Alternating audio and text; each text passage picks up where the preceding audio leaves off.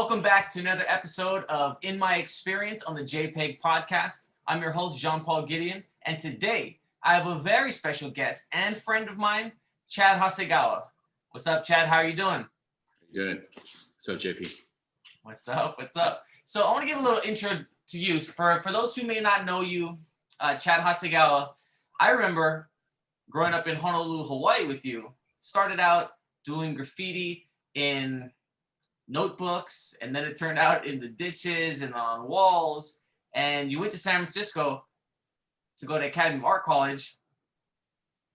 And then I started seeing you in Cheetos campaigns. I see your artwork. And then on the sides of buildings, massive murals. Can you give us a little insight to your journey? How did it all start? Basically, I got introduced to art, kind of your typical artist story. You know, the whole Basquiat, Keith Haring, New York City graffiti. But the difference with me and other people is that I was third grade when that happened to me. Wow. So I was able to form my life at a very young age, mainly because my dad was into, he showed me, Keith Haring and Basquiat and New York City graffiti, on the subways. Because he used to travel back and forth from Hawaii to New York. And so he always be like, you're really drawing some really cool things, but you should really check out this graffiti. They use vibrant colors and, line work, just like what you're doing. Cause I was more into like, Spawn or, comic book characters. Yeah. Street Fighter, and of course copying like TNC characters. We all did that. Yeah, like, battling my friends of who did the best wave, the wave drawings on photo paper and stuff. Yeah. And so that turned really fast into graffiti because I was at Kalani High School playing basketball, and my dad, he smoked a lot of cigarettes. And so you weren't supposed to smoke cigarettes on campus, but he would go like walk to the back of the school while I was playing basketball and smoke cigarettes. Yeah. And then he saw these guys painting the Kalani wall. And then he somehow got in a conversation with this guy, Phase 2 from New York, and then he was like, oh, I'm going to bring my son over here. I want him to meet you, Yeah. And so like I finished, my games, ended. And then he was like, hey, I want to go show you something. Let's go back to the back of the school. He's like, I met this guy. He's from New York. He's really cool. And I was like, okay. And I walked up to him. He had his like, his green bucket hat, camel cargos with, black with the Zulu Nation bead, necklace. Yeah. And I was third grade, and I was like, whoa, this guy's not in an army. Like, what kind of style is this that he's doing, And I realized like, oh, that's hip hop. He kind of explained it to me, and I was like, what are you doing on the wall? And he's like, I'm doing alphabets. It's called style writing. And I was like, I don't get it. I don't see any alphabets on the wall. And he started going through the wall and saying like, this is a P, this is a H, this is an A, this is a S, E, 2. I was like, that's so crazy. Like, I don't get it. Like, how did you even think of that? And he's like, it's like a dance form. Letters are like a dance form. And he started like literally pop locking in front of me. He started a little bit breakdancing on the wall and like doing all these movements and like telling me it's like a stance, and you gotta have a stance with attitude. and then you're stretching out, and then you're going in under, and like, and I was like, he kind of explained the graffiti to me, and I was like, whoa, I think that is the coolest thing I ever heard in my life. Yeah, I didn't even think of that. Yeah, and right there, that's when I kind of like understood. He's like, you need, and that's when he told these older guys, the 808 Giants, he was like, you need to take this kid under your wing and like tell him how to do things, because he's really got the light, you know. And I was like, yeah. And then all of a sudden, everybody there was nice to me. You know, I didn't realize the guy was like the master at the time. So you got a cosign. I got co-signed in a huge way, and after that, the entire crew, all I had to do is be like, oh, yeah, you know, phase 2, and then they're like, oh yeah, you're the dude, okay. And basically, they gave me my letter forms.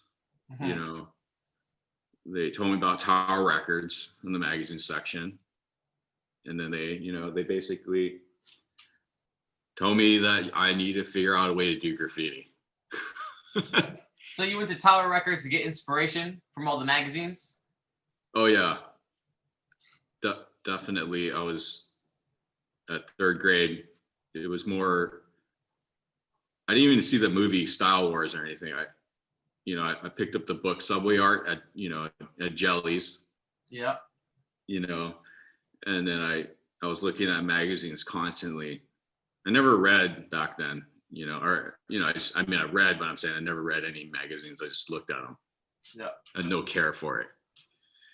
And there was like a certain key figures in there that made the magazine special to me. Where it's like, because I had to work for my money, you know, just like every other 3rd grader. Like, Yeah. I think I got like 5 cents to take out the garbage, you know, or, you know, go weed the grass for like $1. And so I had to make it, the magazine had to be worth it for me to buy it. I needed Mode 2 in there. I needed all of FX crew in there. You know, I needed Espo and, you know, Sub, you know, there had to be a, you know, giant, you know, you know, it had to be, you know, some twist, you know, had to be New York, heavy bass New York, you know. I didn't want, and in LA, you know, like I needed to have like, you know, the LA writers in there. I needed, you know, the famous Venice Beach. If it wasn't in the magazine, I didn't want it. You know, I just like, there were certain things that were, you know, very inspiring for me to actually buy the magazine. Mm-hmm. And so it's kind of like, it was kind of like it taught me how to buy things that I really enjoyed and would make useful, you know. So anyways, so I kind of like taught myself visually, you know, and that went on for like at least 3-4 years. And then 7th grade came around, and I was like, you know, I started meeting people that were actually highly illegal graffiti writers. Yeah. And I was like looking at their work, and I thought I was better than them. Honestly, I was like, oh, but I've never painted before, so I really wouldn't know. Oh, but you just kind of had a feeling like, oh, I could do better. Like you had a feeling, but you didn't do it yet. Exactly, like kind of like your letters are okay, man. Like, you know. So from a critic standpoint, like you're looking at all these dope ass artists in the magazines, and then you're making that comparison. Right. Okay. So that's how I knew what I was talking about.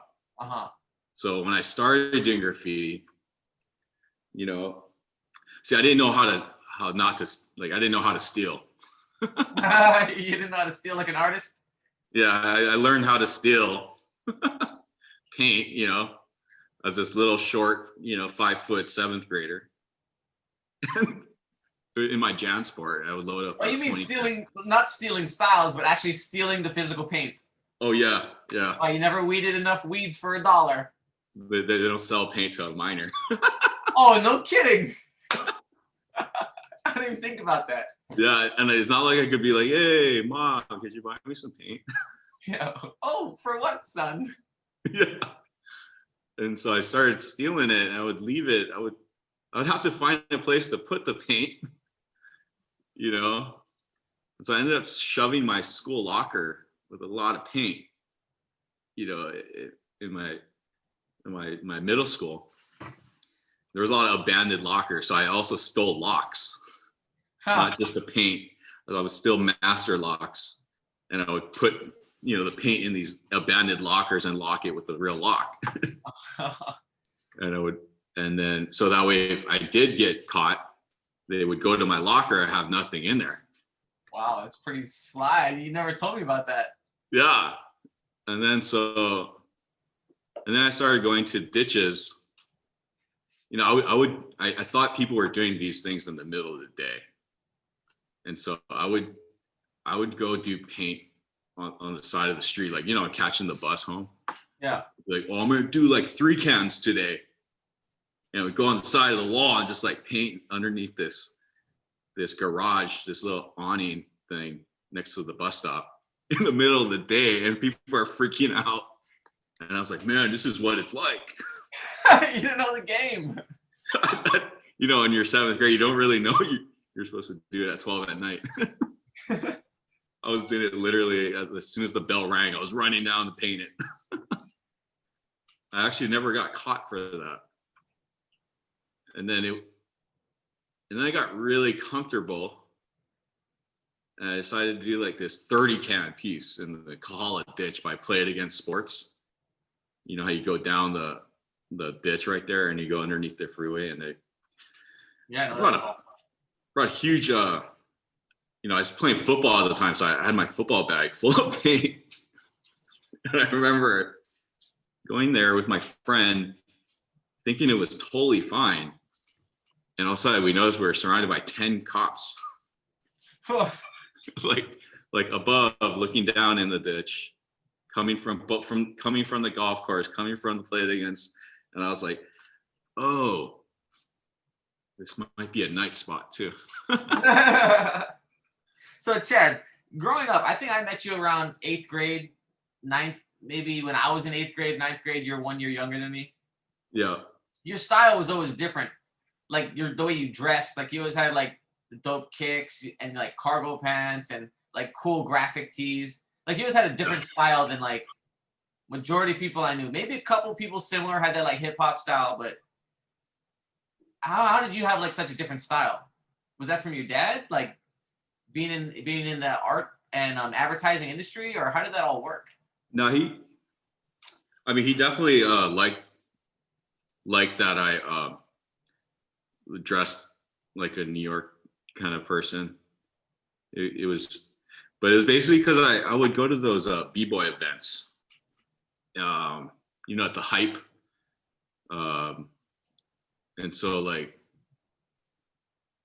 it was kind of crazy because I still think that phase 2 and that very day like still affects me to this day, like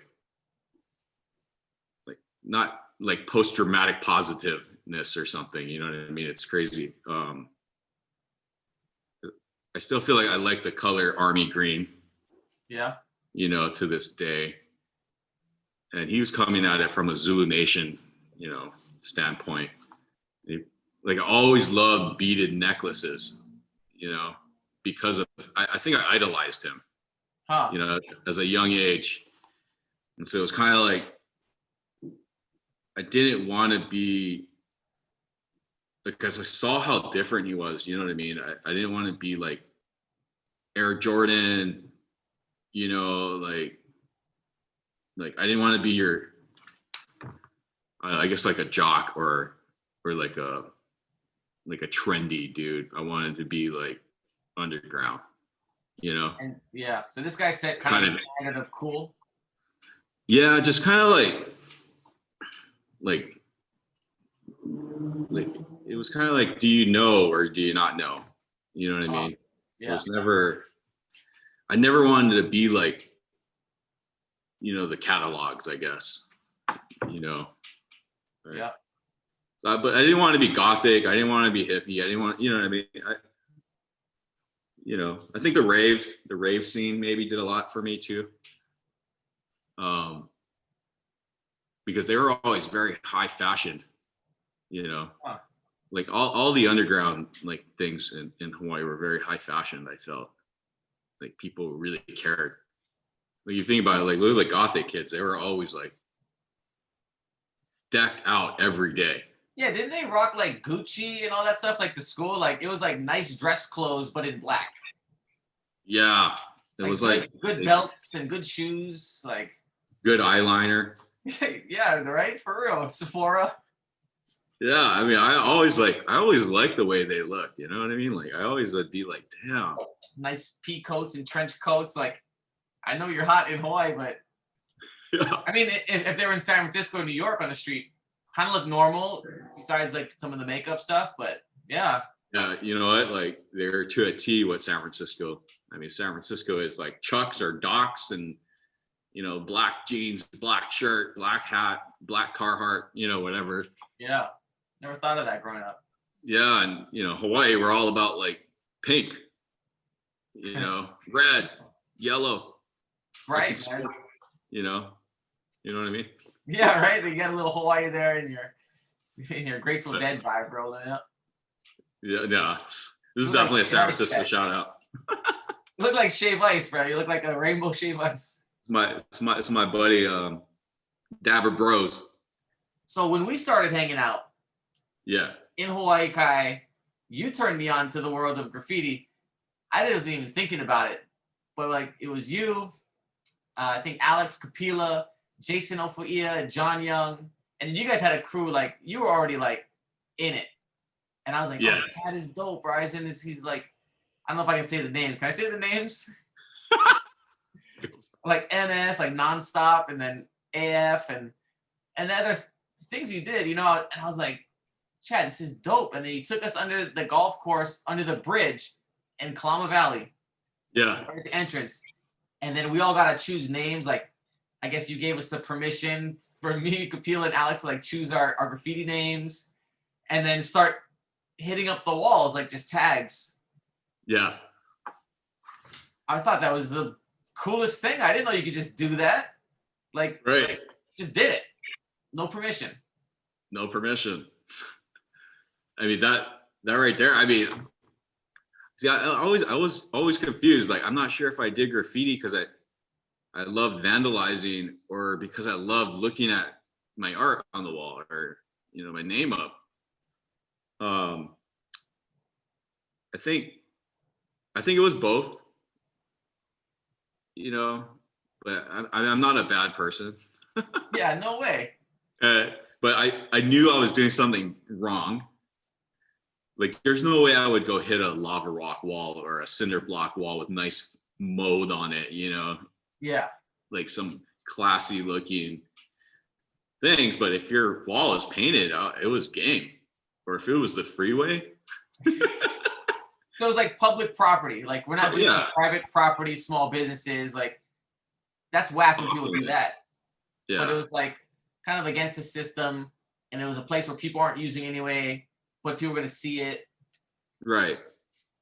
I mean, I kind of did that when I came to San Francisco. There was a couple of times where I did some really bad things and I felt really bad about it. And so I told myself, like, just keep it on the city property or on roll-up gates that were obviously to protect the business. So, you know what I mean? They're used to painting that, you know, or there's abandoned warehouses or abandoned buildings that the landlord doesn't care or even, you know, so I think I was very cautious. I would never go paint someone's car or, you know what I mean? I would hate for an electrician to wake up one morning and go out and see his car just smashed with graffiti. Okay, that's not true. I think they get, you know, okay, I would paint those kind of cars, but What? because I feel like those are surfaces of graffiti, you know? Like a truck, a boxcar, that's a moving wall, right? Or you know, a roll-up door. That roll-up door is open for business, so you won't see the graffiti. But at night when they close, it's all fame, you know. I felt like that's a proper spot to paint, you know. Mm-hmm. So I kind of I would pick and choose my battles. Like I think I have a hard time going over raw brick. You know what I mean? Yeah. Like Yeah, I feel bad about it. I don't know why. Like I feel like you paint raw brick, you're like taking away the city's, you know, that's the like that's the kind culture, of like that's the vibe, the history. the history. You know what I mean? Like I wasn't here or even on Earth when this existed. So why would I, you know? Yeah. I painted a couple of raw brick spots, but I still feel bad, you know? Chad, you keeping it real, man. I love how you're not trying to like sugarcoat it. You're like, I don't do that, but I did that. But it, you know, I think if there's something on there already, it's okay, Yeah. you know? Yeah. Yeah. So But you know, like a door, a painted door. Yeah, if you got any sort of painted surface, it's on. I'm gonna paint on it. so what I noticed in graffiti, and this is kind of one of the aspects I loved it. I didn't know why I loved it at the time, like when you introduced me to the game, Right. but the self-promotion aspect of it. Like Right. you're gonna hit up a spot where it's gonna be seen. Right. But like you know the traffic patterns, whether it's cars or people walking, but like Yeah. you know, and graffiti artists figure out how to get attention. Right. So when you were choosing spots, I know there was one that like at China Walls down at Fingers when you used to write tick one. Was it Canner? It could have been like Tico or something like that. Yeah. And then I saw that, and that was like to me like a subculture kind of like surfer there seeing it. Oh But yeah. then as you're growing up, like you're talking about doing walls, you're talking about moving walls on box trucks and those roll down doors. Yeah. All the stuff you're talking about, it's totally grabbing attention. So how did you first start like figuring that out? Like, hey, I want to get seen, I want to get up. And then how did that play into what you're doing now? As far as, you know, you've turned it from like a hobby and kind of like illegal to like legal and a legit business. Yeah. I mean, I guess I never thought of that actually, but I mean, in San Francisco, it took me about, I would say 2 years for me not to get gone over. You know, like I would paint something, you know, and it would just get gone over. I would tag something, it would get gone over. What do you mean gone over? What does that mean? Like someone would tag back over my stuff or paint something on top of mine. And that's when I realized, like,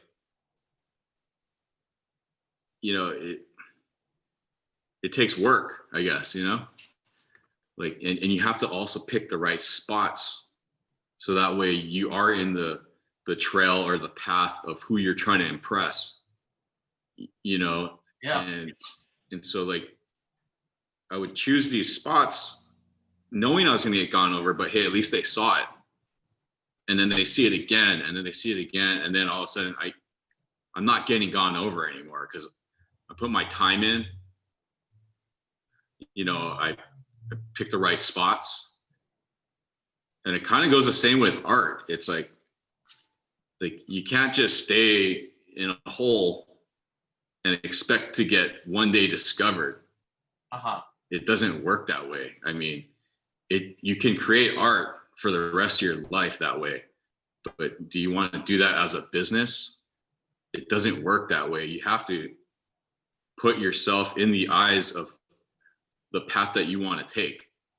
And that way you don't have to cold call people or shoot them emails or send them a stack of prints or stickers for them to be like, oh, this guy, he keeps sending me stuff. Let me take a look at his art. It's like, no, you don't do that. You go and put yourself in a position where that gallery or, you know, they're going to see your stuff no matter what. and they're going to see that it's good or shining, you know. And in graffiti, it's all about standing out. You know, you can't be like, you don't want to be like a part of something. You like you don't want to be on a wall that's full of silver and black and do silver and black. I mean, that's cool actually, but you want to, you know, like, oh, I'm going to do red and white. And then all of a sudden it's like you drown out everybody, you know. Same with art. It's like, you know, like it was kind of funny because, you know, my favorite part about being in an art show or a group show was like, people would be like, oh man, there you go. You turned it into the Chad Hasegawa show. And it's like, why? Because I decided to do something bold and stand out. Yeah, I don't want to look like your brother or your friend, or, you know, it's not even a competition. I love like visual competition, like where my work is bold and you might not necessarily love it, but you can't get your eyes off it. You know what I mean? Because it's like the one thing that you see in the show that's standing out. And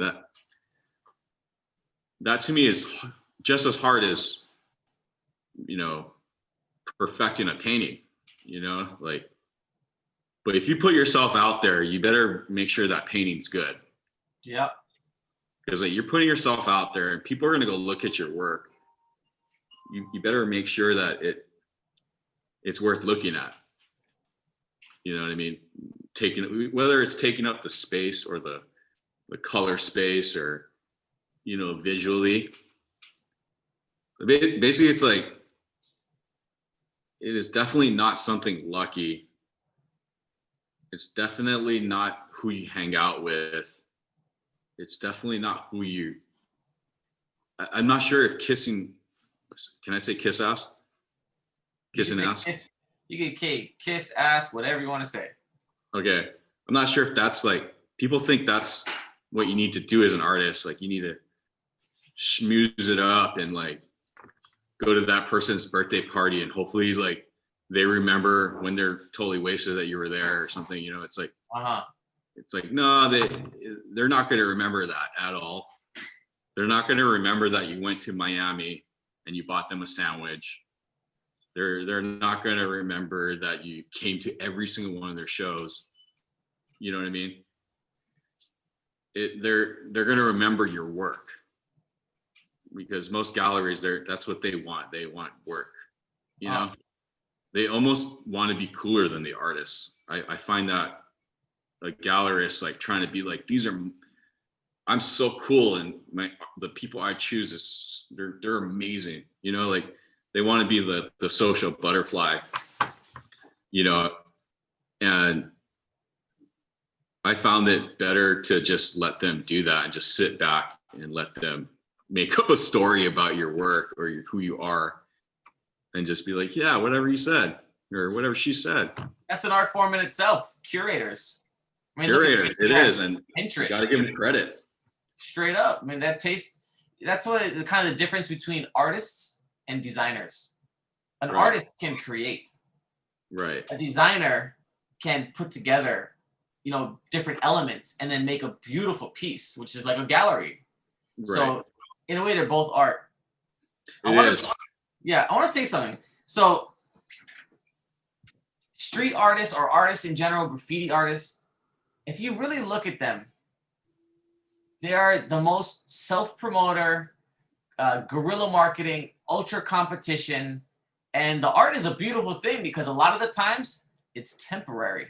You spend a couple hours on a piece and like you're hanging from the side of a building. You're watching for cops. You're watching for other like rival competition who you're capping them, or just like some junkies on the street who are like, you know, all messed up. You got to deal with all that in the dark, and it's not like it's hard to see. And you're hitting up beautiful, and the next day it gets painted over. Right. But if you saw it and you got a picture of it, you can be like, oh damn, did you see that? Like so and so hit that, like that was hard. Right. And then no, I didn't see it. It's gone. It's like, I got the picture right here. So that can live on, but it's it's like a blossoming flower in the desert. You know, it takes 12 years. Do you see this? And then it shrivels in one day. Yeah. Kind of poetic, man. It is. I love it because it almost becomes a competition too. Were you there? You know what I mean? Like I still to this day take pictures of graffiti. Yeah. You know, and I love it when it gets buffed. I don't love it when it gets buffed, but I love it when it gets buffed the next day because I'm like, I bet I'm the only one that took that picture. Oh, wow. Because that wasn't there yesterday, and no one else is walking right here at 8 a.m. and I'm taking this picture, and I just come back for wherever I was going, and I'm seeing at 10 a.m. it's getting painted over, and I'm like, wow, I think I'm the guy that got the photo. You know, I do agree with that. I mean, I do love that, but I also love people maintaining their spots. Like that to me that's even better. I don't know. It's like whether you're fighting the buff, you know, or just just taking off a tag off your mural. Like I don't really get upset about it. Is that weird? I more like that I'm secretly telling that person that tagged my mural that I'm here. I saw your name. I didn't let it ride, you know? So if you keep coming back, I'm going to keep going over it because I live here, you know? Yep. This is my backyard. So I'm just going to keep fixing it, you know? Where a lot of artists, they think it's a lot of work and, oh my God, these guys, I'm going to call them up, you know, they totally destroy my work. And the funny thing is like people will then start to notice that you are maintaining your work. You know, like other writers are calling me up like, yo, man, good job, man. Like you really are taking care of that wall. I'm like, thank you. They're like, you know what? I'm gonna make your job easier. I'm gonna call you every time I see it, you know? And I'm like, cool. Like, and you get people on board because they like seeing that social or that visual communication, you know, like I like fixing it quick so no one knows I was even there. I think that's the graffiti in me. And it's like, so it almost becomes a game, you know? Yeah. So you have fun doing it, like, because you're really in it. Doing it, but I do. Yeah, it's like a labor of love, probably something like that. It's kind of like what you need to do, though. You know what I mean? It's like I said, for 2 years I've been getting my graffiti gone over, and it was like, you gotta step it up, you know, and that's the only way people are going to give you any sort of respect, I guess. You know, especially in the art world. I mean, I see a lot of street artists like these, you know, wheat pasting or stencil people. They actually go over people's art or like a really hot graffiti artist, you know, they're putting their stuff over it. It's like asking to get, I don't know, it's like stepping on like the biggest scrapper's toes. You're going to get punched. You know what I mean? It's like, what are you doing? Totally wrong. It's not how anything works. Yeah, nothing. Like there's rules to this game. Like, yeah, like know your history, know your city, know what you're doing before you go out and destroy your own self. Cool. So we did a little backstory now. We kind of see where you're coming from. Let's get into the business aspect of this. How do people make money doing this? Like in the past 10 years or more, there's been such a proliferation of street artists being praised and now put into galleries, and the likes of Banksy and Obey Giant and Mr. Brainwash and, you know, Exit Through the Gift Shop. And it became so mainstream that it's traded fine art in Art Basel in Miami. Right. How did people make money at this? Like, it seems like there's just so many people biting Banksy or Black Lorette or Obey Giant or JR. Like, how do people stand out? How do you make money? How do you even do it? Just what you said. Like, you can't follow their money trail because that pocket's already, you know, taken. But that's not true though, because there are a lot of generic art buyers out there that don't know themselves who Black Larat is, or, you know, and they just think like, oh, this is street art. This is cool. It's done with spray paint. I'm going to buy this. And I feel really bad for them because you're like, wow, that person's probably going to disappear in 2 years. But how do you make money? I mean, you got to, first, you can't sell yourself short. That's like the main thing. Can't settle for less. You can't go and you can't do weird things that like will sabotage your pocket, I guess. You still got to be understanding that in order to make art, you need money to make art, you know, and eat and pay your rent and pay your bills and buy paint and buy canvases and brushes. So the whole doing things for free better be something you're willing to pay for. So you know what I mean? Like game to build your reputation, to build your brand. Yeah, like I won't. It's really funny because it's like I a lot of times don't try to outbid people on projects, meaning like take the shorter cut or anything. I make it worse. You know, like I'm just like, you know what, this is going to cost this much money. And then they're like, well, definitely not. And I'm like, okay, well, whatever. And they give it to the other person for way less. And that person ends up being upset. And, you know, maybe they won the bid, but they don't have the money in their pocket to keep going. It's it's a weird thing. Like you have to start off small. You have to know where you're at. You know, you could totally sink your career and blow all your money on your supplies and your paint and your brushes, but you're not selling a painting to afford that. You know, I guess it's like better budgeting or better business. It's like you can't go get Louis Vuitton bags without having the market to buy those bags, basically. You know, so like my accountant, she's always like, oh my God, you're going to get audited one day. You look like you're a drug dealer or something. It's crazy because you're only spending like $15,000 on your art all year round, but then you're making this much money. That's insane. And I'm like, but that's what I have to do to survive. Mm-hmm. You know, like I'm not going to go buy something that I don't need. You know what I mean? Like, there's no real tool out there to make my art better other than what my hands and my mind can do, you know? Wow. And so I don't keep things cheap, you know, but I make sure that I'm going to use it, you know, and it's going to sell. So how'd you figure this out? How'd you figure out like how to price things? And this is kind of a two-part question. How do you figure out how to price things, price yourself and not settle for less or race to the bottom?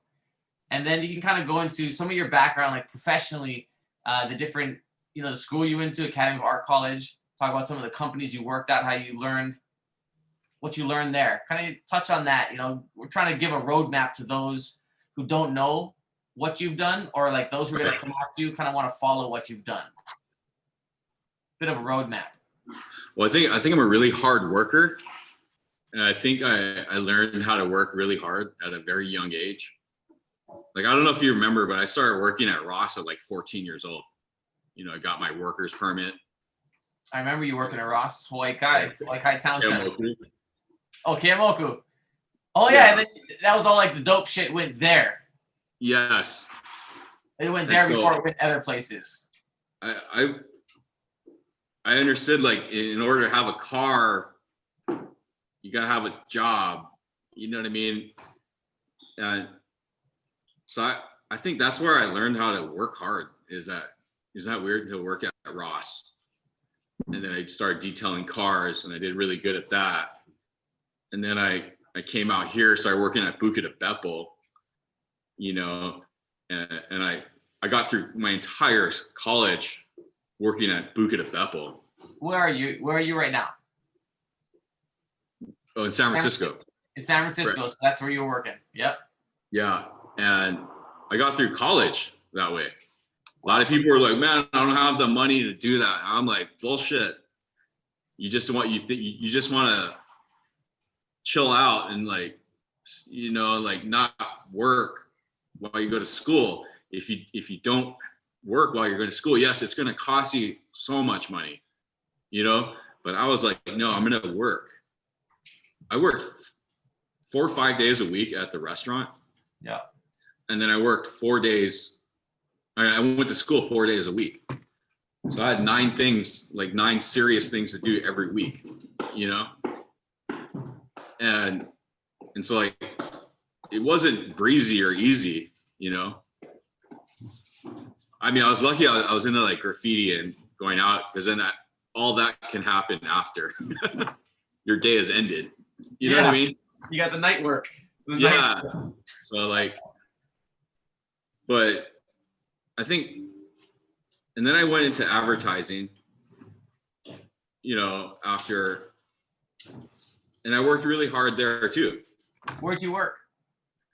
I worked at Venables, Bell and Partner. Uh-huh. It's pretty cool agency.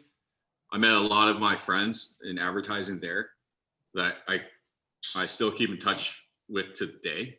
Nice. You know, I did a storyboard for an Audi commercial, and it actually ran in the Olympics in China. Wow. And so I didn't come up with the concept, but I did the storyboarding for it. Yeah. And I was able to get hired at Goodby Silverstein and Partner because of that. They're famous on Masterclass. Goodby Silverstein Partners. They got a Masterclass episode about the Got Milk campaign. Oh yeah. Guys. I work for those guys. Wow. You know, I think I said hi to Rich Silverstein like 5 times. Nice. 5 times. Better than none. Never got a fist bump from him, but but I definitely got to meet Jeff Goodby. You know, I sat in a meeting with them for Yahoo. Oh wow. It was really cool. That campaign ended up winning an award, but that happened after I got laid off. Damn, Chad, you keep it real. I like that about you. You're not trying to act all like it was good. No, it was cool. I got to work for I was like the only art director in the nation working on Cheetos. On That's what? pretty crazy. I worked for this guy, Rob Katzenstein. He's a copywriter. He did all the writing. And it was kind of funny because I was the only art director. Not because I was amazing or anything. It's because Cheetos is so cheap that they understood that Cheetos sells itself. So they didn't want to spend money on ads. So it was like, oh, go to the junior art director. Don't waste my time. And, you know, so I would work on Cheetos with Rob. My job was to make Chester cheesy, you know. It was cool. It was so fun. That was probably my favorite part in advertising, was just knowing that I took the shitty work, you know, or the leftover, you know, almost out the door work, and then like, you know, turn it into something. Yeah. You know. Is there anything you learned from just being in the advertising business, coming through the Academy of Art College? Is there anything you learn, like how the business works and how the deals get done or the pieces get put together, you know, that you didn't know coming in? Like from the outside, I didn't know Chester Cheetah from anything else, like how they put them together. I just didn't ever think about it. So is there anything you share, like what you learned, like how the business works, how they bring people together? How does that all work? Is there something you could share?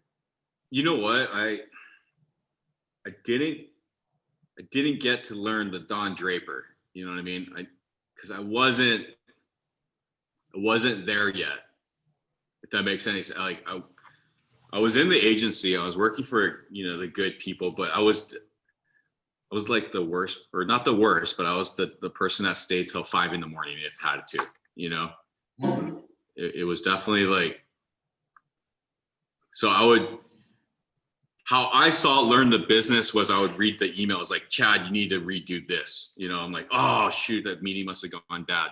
You know, like I didn't really get to be like, so well, today we have this happening and this is what I did for you. You know, it was like, I got to do meetings, like, you know, the creative director calls in all the art directors, and it reminded me of school because everyone's kissing the creative director's ass and you're like, this is weird, but like, yeah, this is great. What's your idea, Chad? Blah, blah, blah, blah, you know?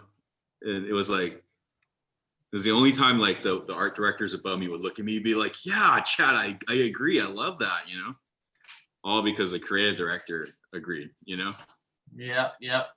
But I didn't really, so maybe I learned how not to get stabbed in the back, or I don't know. No, it's not true. Like, I'm not sure. I didn't really, okay, you know what I learned in advertising? The best thing I learned there was the pen tool, you know? Yes. Vector, pen tool, Adobe Illustrator is the foundation. Straight up. Yeah, I don't use the eraser tool. I never use the brush tool. All those things that you need to make it with the pen tool. I agree, 100%. That's Layer the most, mask, pen tool. bam, crisp all day. Make it day. as big as for a billboard, or shrink it to the size of put it on a golf ball. Yeah. But no, I learned work. No, you know what? It's kind of funny because that type of pressure working in advertising of not getting fired or being able to move up in the world in advertising, it keeps you on your toes, and you really, really want to work your ass off for 15 hours a day. And so I understood like anything is possible as long as you drink water all day. You know what I mean? Like, I learned that my mind and my body and my ability to create could go 15 hours a day, 300 days a year. You know what I mean? Like I understood that I need to do a lot of work and hopefully I'll get, you know, it's just like, I did learn that. I must say, I went straight from working all day, every day, begging for Valentine's Day off, almost getting fired because I got Valentine's Day off, not knowing what the Super Bowl was, you know, and then like getting chopped, you know, like, sorry, Chad, good luck. Sure, you're going to get hired. You're hireable. I'm happy that we gave you that. And I'm like, oh, shoot. And that's when I went to the art. That's right after that happened. I went to art. You know, an art store went out of business. Everything in there was 75% off. Wow. I said, what is this big roll of canvas right here? And you're like, it's canvas. I was like, to make paintings, right? And they're like, yeah, to make paintings. And I was like, how much is it? They're like $25. And I was like, I'm gonna get all 5 of them. I just got to go back and forth from my house to here. Yeah. Give you them. I bought them. It's $125. I bought all of them. And from there, I started making paintings like crazy. Yeah. I think because I was so bored. Like my house was spotless. I knew what Oprah gave away that day. You know, I ran 4 miles a day. I started running. It was cool. But then I got really like and I would run like 6 in the morning, you know, like I didn't want anybody to see me running. It was embarrassing, right? Yeah. Because I didn't wear my clothes. I wore like workout clothes and, you know, had A6 on and stuff. Yeah. And I was like, oh, this is weird. And so I started, you know, running early. And that's when I got, it was kind of funny because that's when all the businesses start opening. You know, the owners of businesses would open their gates or, you know, clock it, or, you know, before the workers got there. And I'd be like, hey, is this your building? They're like, yeah, it is, as a matter of fact. And I'm like,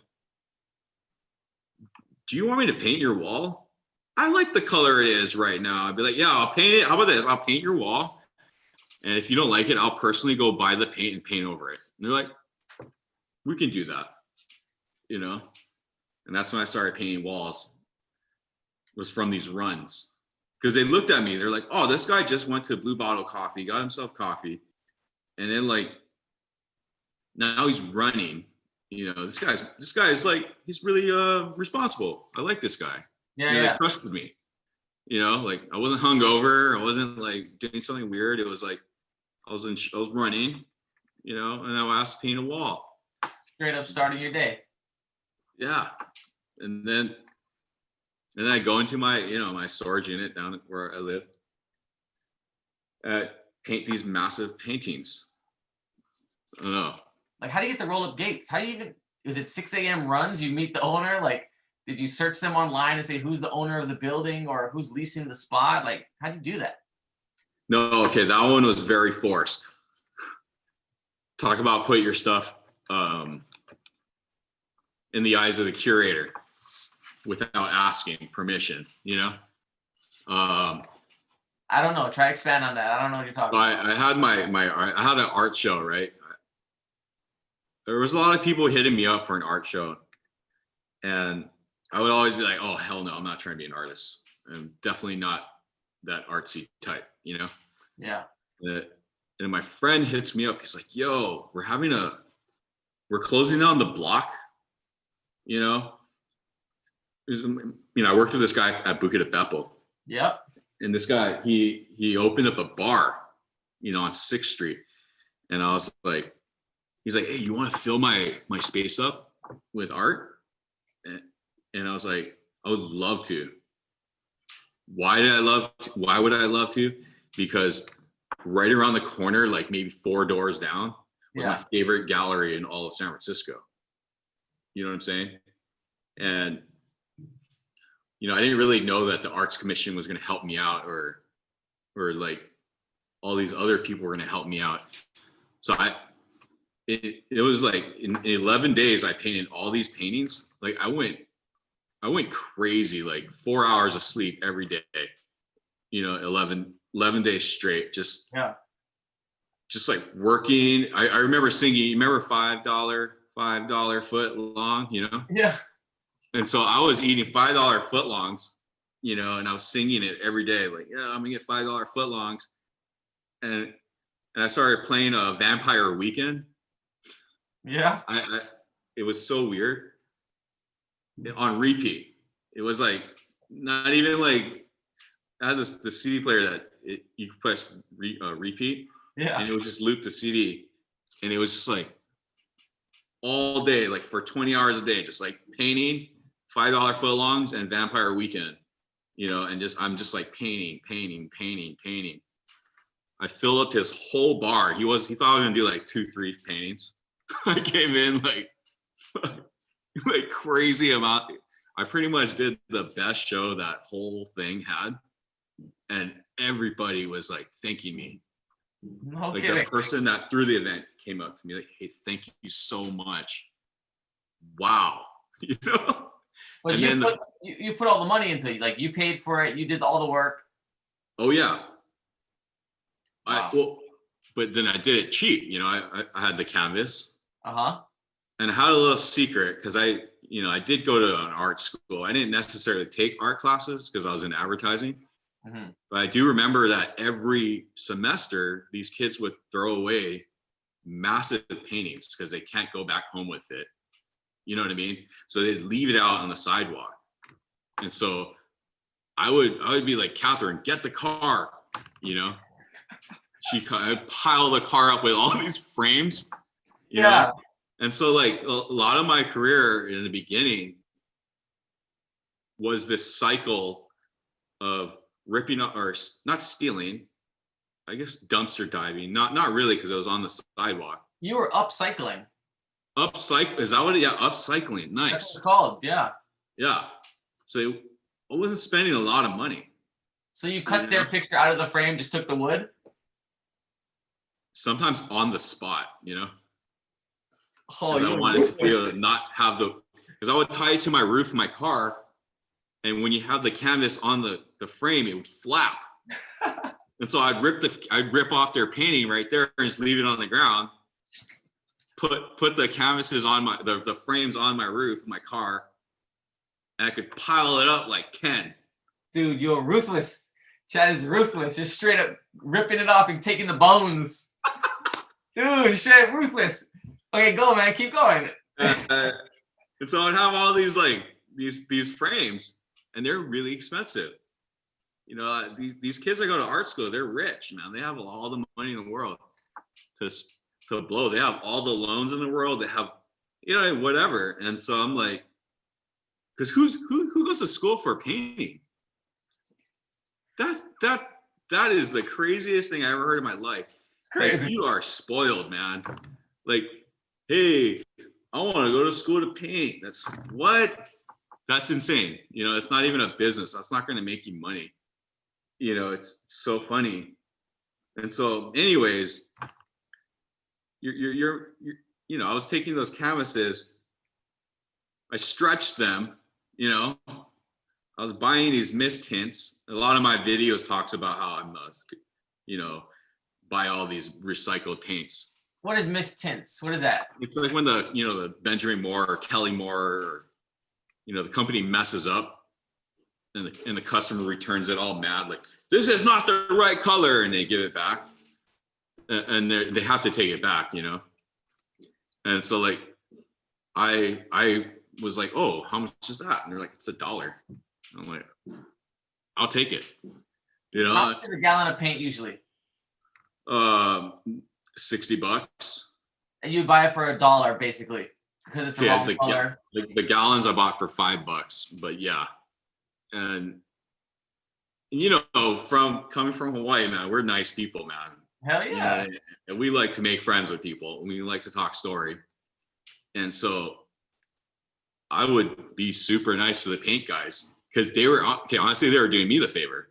Yeah. But they thought I was doing them the favor by clearing their racks, all their paint. And I'd be like, yo, can you hit some red in there? And they're like, oh yeah, you want me to I'll drop some red in there. And I'd be like, cool. And I literally would find the gems of the store. Yeah. Because a lot of them would be like, hell no, that's just cheap. You buy it as is. But then I'll find the guy that's like into it, like, yeah, you want to make the colors, make it cooler. Yeah, I'm down. All of a sudden I'm painting with these cheap paints, and like the people at the paint shop, most of them hate me except for the one person, and they're helping me out, But anyway, I mean so basically that show was like, it was crazy because I sold almost all those paintings. Not only that I shouldn't say that, but I killed that show. I literally rocked that whole show. There was a bunch of other shows going on, and a lot of artists being all artsy, had their moleskin notebook with a pen ready to take notes and give me your email, all this bullshit. I just came in like fire, dude. It was crazy. All these paintings. And I made sure all my friends were there, Yeah. And people started flocking in, like other galleries or other venues that were involved or other artists that were involved in it were like, who the hell are they fucking talking about, And so they would come in and be like, oh, are you the artist? And I'm like, yeah. And they're like, oh, did you just move here? And I'm like, no, I didn't just move here. No, this is not my first painting, like, and because they did. And then so like, the Arts Commission came, the San Francisco Arts Commission came up to me. It was like, Chad, this was a test run for the city to do these, art walks, where we shut down the streets. And wow, thank you. Because you just validated that artists are going to care and they're going to actually do a good job, you know? And that's when they told the luggage store gallery, you know, like, hey, this guy killed it. You should go check it out. And I remember Daryl and Lori, I've been bugging them since 2000, you know, like as soon as I moved here, I was like knocking at, like being like, whoa, you're crazy. You know, like, I love your art. Been born and raised around the art, looking at these artists. And they came up, you know, they're like, hey, Chad, congratulations. This is the first time I ever got congratulated for putting on an art show. Wow. You know, it was like, whoa, they congratulate you. This is weird, you know? Like, they're like, congratulations. I was like, for what? They're like, what do you mean for that? You did that show, right? I'm like, yeah. They're like, congratulations. I'm like, oh shit. Oh, thanks. Wow. You know, like, that's weird. I'm sorry. I didn't know that we congratulate each other for our hard work. Advertising, they're like, dude, what the fuck are you doing? Stop standing around. Keep going, you know? And so I'm like over here like, damn, you want to talk about it? That's cool, you know? It felt refreshing. It felt very good. And that's when I got that addictive bug of like, I love being congratulated. I love killing it. And I love making art. And I love making money doing it, you know? Like I sold a painting and then I sold another painting. And I was like, holy crap, this person gave me $1,000 for that painting. That's so weird, you know? Like, are you sure you want it? You want to give me 1,000 right now? Sure. I don't know what to say. Yeah, sure. Yes. You want more? It was like, I was tripped out. Like, so I started off knowing that art can be sold for $1,000. Wow. And so after that, every painting I ever made was like, it's $1,000, you know? And then they're like, oh, that's a good price. It's a little low. And I'm like, oh, that's low. They're like, no, but that's good. Let's start off at 1,000, you know? And Is that the luggage gallery telling you that? Or the luggage store? No, they're a nonprofit organization. So they didn't really sell my work for me, but they definitely put me out there. Talk about a cosign. Yeah. You know, like, I will like I just talked to Daryl today. You know, I'm probably going to talk to Lori pretty soon. It's like they became my secret deadly weapon. Wow. You know, of like these amateur steps that I was taking, and I would go talk to them, and they would be like, you know what? I don't know the answer to that. I'm going to go call Claire Rojas up. I'm going to ask her about that. And I'd be like, Claire Rojas, you're going to call her and ask her? She's like an amazing artist. She's going to be like in museums pretty soon. You know, Barry McGee? Yeah. Twist. That's his wife. Wow. And so I was kind of like, I was a fan of hers actually before I knew anything about her. And I was just tripped out. I was like, you're going to call her about my problem. And they're like, yeah, I don't know the answer. That's why. She knows it. And I'm like, oh, shit. Okay, cool. Let me know what she says, you know? So are they kind of like your mentors? Like, did they become a mentor, like advisory board of some sort, or? Yeah, like kind of like yeah. Like Big Brother or something, or? Kind of like, I don't have a boss, you know? Yeah. But I'll treat them like a boss any day. You know what I mean? And, like their word holds weight. And then some, you know, like they started so many artists from just wanting to become an artist. You know, they have the eye, first off. I see them talk a lot of okay, I shouldn't, that's almost bad mouthing it, but I see him talk a lot of shit about other people. Yeah. You know, they understand what good work is and what bad work is. You know, it's just very important to stay afloat for any business, nonprofit or for profit. Uh-huh. You know, like I've seen them like art and be like, but they don't match what we curate here. So let's not work with that person. It's not our thing. You know what I mean? Like, Yeah.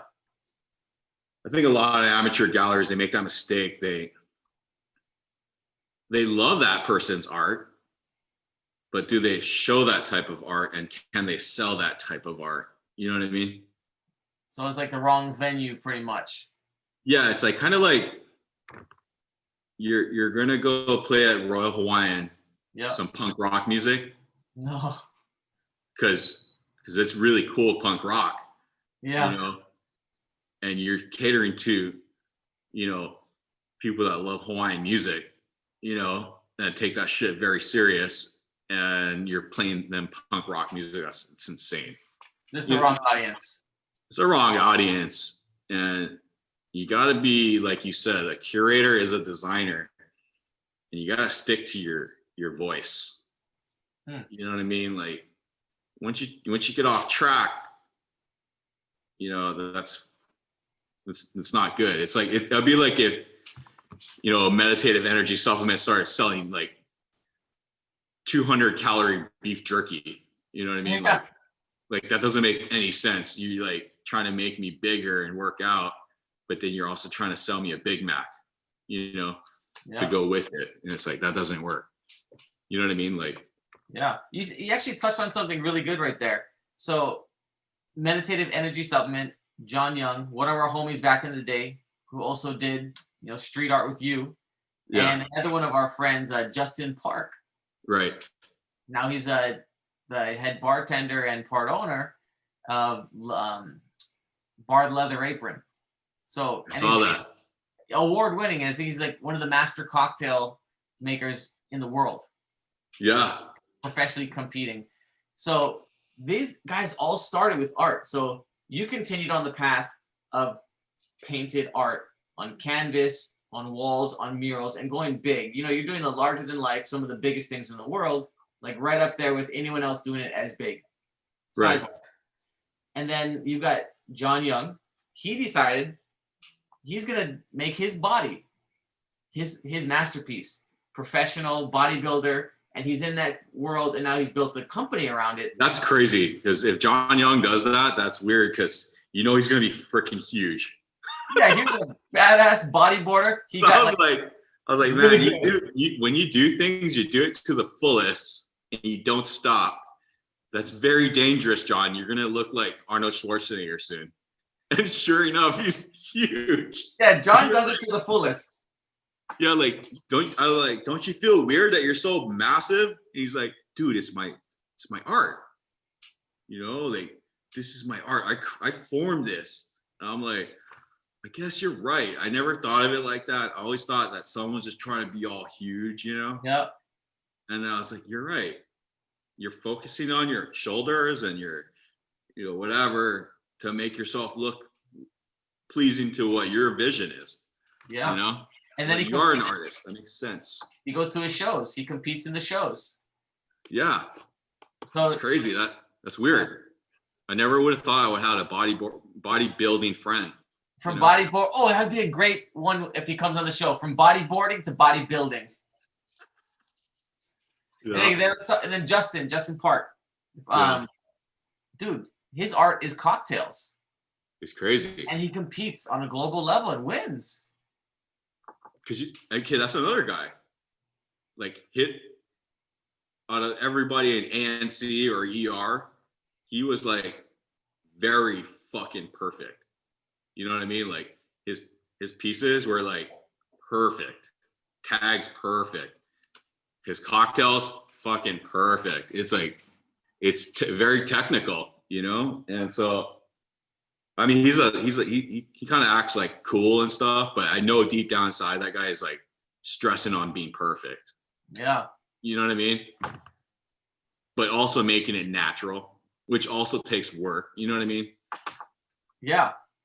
And then Off being that. dope at it. You know, it's not like I'm doing this and then perfect. You know, it's like having conversations while making the cocktail. Like it's just a freaking art. He catered a wedding in the Big Island I went to on a private beach, you know, family estate historical property. They set up a bar. They had like the tweezers to put like the different garnishes. I'm like, damn, this cocktail is badass, Justin. It's at the beach. There's like no, how you get to the beach? Like it was so crazy. Blew my mind. No, I guarantee that guy went to that beach, you know, a couple days before. He was like, whoa, it's kind of moist right here. You know what I mean? Like the wind blows this way. You know, like, oh yeah. It's all that shit that people don't even think about makes a perfect cocktail. I don't know. I feel like probably not. He probably just is good, but I'm just saying, like, you know, that's pretty crazy. Yeah, man. It's all started from art in Hawaii, and it like branched out to the people doing real things. I mean, it all started off during our time of graffiti writing. Style writing. It's like, you think about Lucky. Oh yeah. And Lucky is famous here in the Bay Area. They're like, I know who Lucky was. Yeah, Soul Signature, or, you know, like, and I'm just like, holy shit. Give a shout out to Lucky right now, like, so we can put his logo on the screen. Lucky, nicest guy to me when I was a young kid. Still nice to me. You know. What's his company? What's that? What's his company? His company? Yeah. Soul Signature. Soul Signature Tattoo. Yeah. All right, we'll put it up. He's major. He's a player for sure. And we were part of that group of that era, you know, coming out of Hawaii that wasn't generic yet. You know what I mean? It was still very underground, and we were doing it for each other and not for everybody else. It was kind of cool, you know, how small the world was, you know, back then. So yeah. I think we came up in a good time in Hawaii. I remember really wanting to be a part of it. Like, I really wanted to be a part of NS nonstop. I was practicing my ends and my flares, like writing going up, you know, instead of writing an N, like all the words to make the letter N going down, I would like flare everyone upwards, and like the S starts in the bottom, flare it up. And then I remember one day the police showed up at my door, the cops, and they were like, I think they took us in for questioning. They took me, you, who else was there? Was it John Young? I think so. Or Kapila. There was a couple people I remember, and we just denied it. Yeah, John. And we just denied it. We just told everyone, deny it, deny it. They don't have video. It was at Casey Drive-In under the freeway on Kapahulu and Harding. And I was driving a car that said, a big sticker said, risk it. Nissan Sentra, risk it on the back. We didn't know. I pull up on the curb under the freeway, and I just saw, you know, dark glass windows on the back of Casey Drive-In. I didn't know people are like, it's dark tint and they're dining. Like, people are eating food.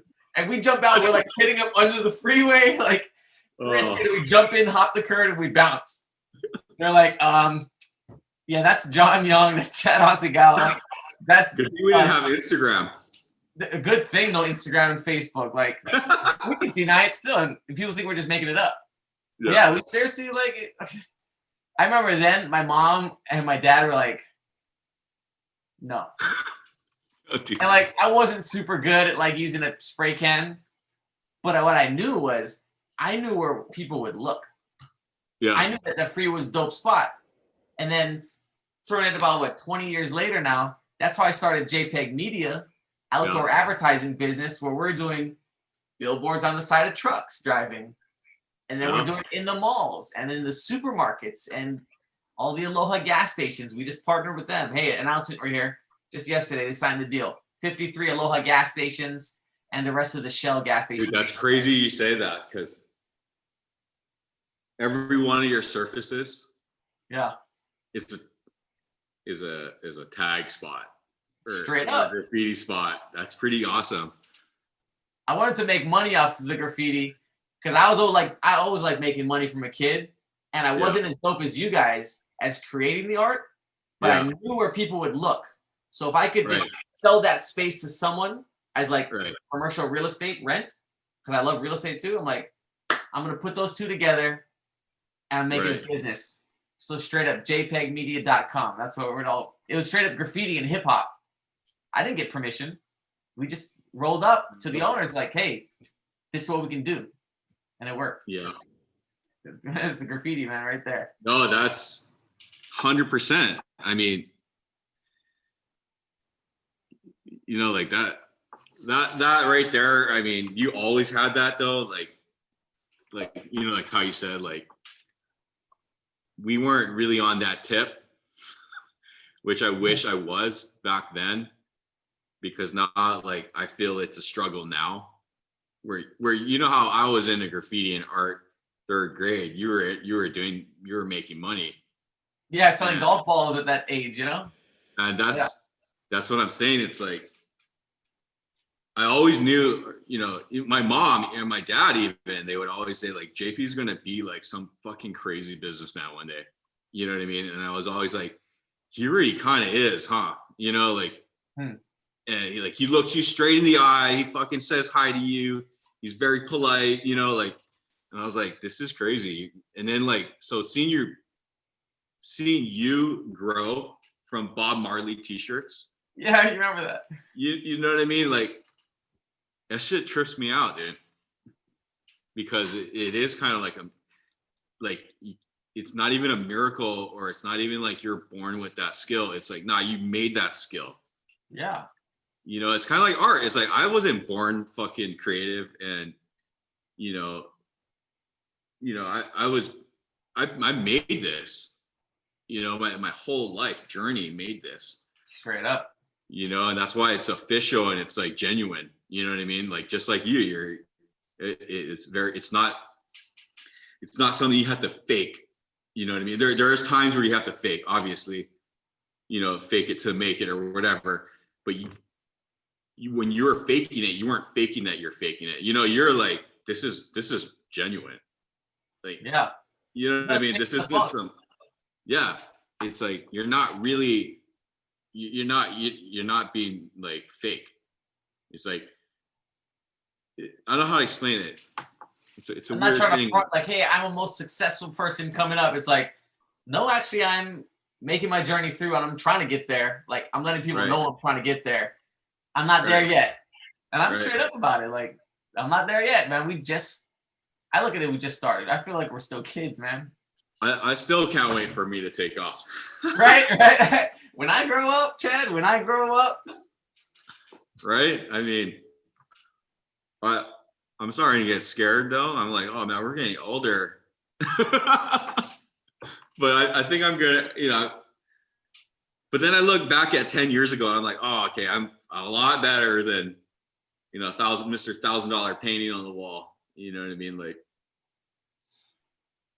so tell me about some of the most notable like paintings you've done. Like, you just showed a time lapse of you painting a multi-story building, like the side. Like, what is that deal? How did that kind of work? I know we're skipping over a lot of what got you there, but can we talk about that? Yeah, we can talk about that. Actually, we didn't skip it. The luggage store gallery. Okay. Daryl and Lori, you know, they're the ones that gave me that project. And what a better project to do it with, but somebody that you know and trust and love. You know what I mean? Like, so, you know, 10 years ago, I started off around the corner in a bar. Mm-hmm. And then like we went around the corner 10 years later up on this, you know, 55-foot building, tall building. And so like, yeah, I got it through them. Basically, there's a lot of gentrification happening in San Francisco, you know, or especially mid-market. The mayor gives like a 40% tax write-off to someone that develops a building, you know, for like 10 years. It's kind of crazy. Yeah. Or negotiated after 7 or something. But they get, you know, 40%. And so anyways, like, there needed to be art in mid-market, you know, and so basically this company, Sumland, right? They're, they're a foundation that donates to arts and science and education. I mean, they just donated like a couple $1,000,000 to the San Francisco Unified School District. And so that's how my daughters have brand new computers right now at home to Zoom. Wow.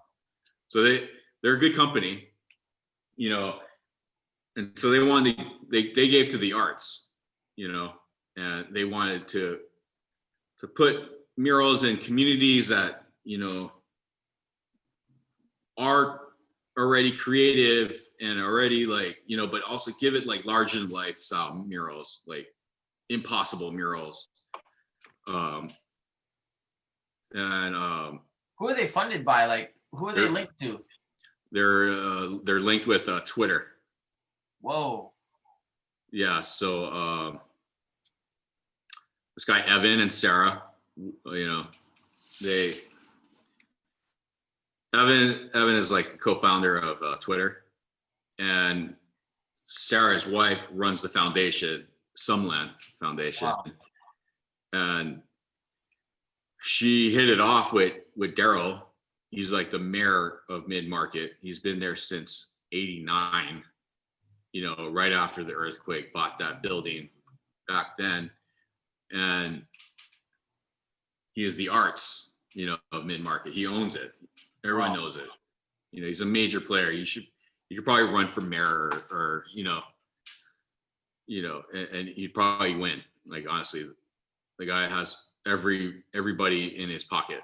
Not in his pocket, in his book, I should say. He's all about, community, you know what I mean, in a positive way. So nice. He basically he got the account,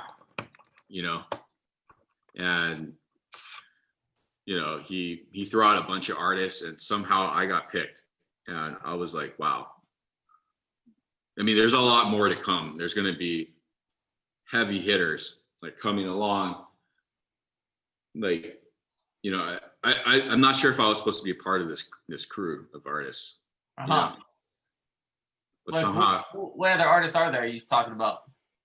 I mean, they're like, they're going to do a wall with Steve Powers, Espo. Mm-hmm. They're going to do a wall with, they did a wall with Alicia McCarthy, Talbot Outerback, Mona Karan.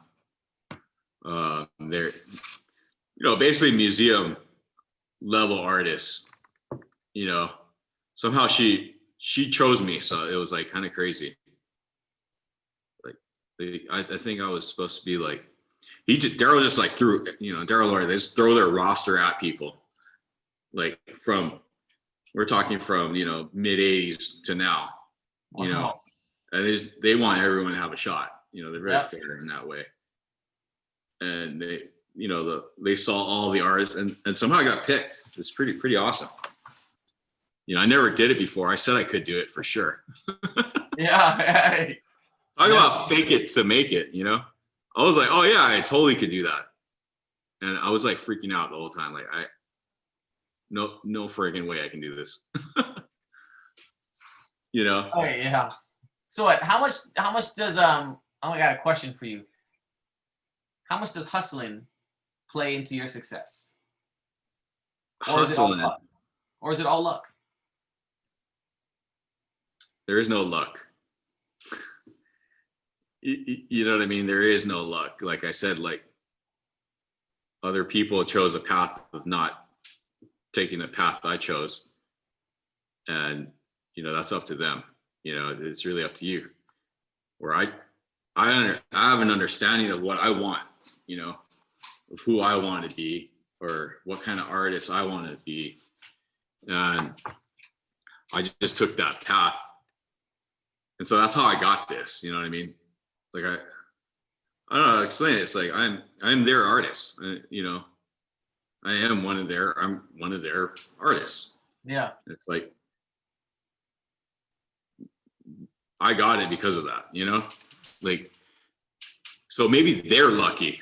And I'm just feeding off their luck, but, I think it's all about hustling. it's all about work, you know, and you're not going to chop some tree down that doesn't need to be chopped down. You know what I mean? Like, you know, just to show that you're strong. Huh. You know, you want to make sure it's worthy, and, you know, you can burn that wood or you can make something with it. You know, it's like, yeah, you might be lucky finding that fucking tree in the forest, but, like, you know what I mean? Like, it's all about being, I don't know. It's like, it's kind of like you are who you hang out with. You know what I mean? It's like, you know, Yeah. you don't want to stress out and be like hating your life because you're working with people that hate you, you know, secretly, because that sucks. Yeah. You know. And so, I guess that's not hustling though, huh? I know it's not luck, and it's a little bit of hustling and hard work and trying to do something that you're willing to do the rest of your life, I guess. You know what I mean? Like, if you like doing that, you like making cocktails, you know, then you're going to be really good at it. You know what I mean? Or if you like being athletic, you know, or if you like, you know, whatever you're doing, if you like making that money, Yeah. you know, you're going to be good at it, you know? And so I think you have to be comfortable with what you're doing. Maybe that's the answer. I can't see you. I don't know any artist that hates being an artist, you know? Wow.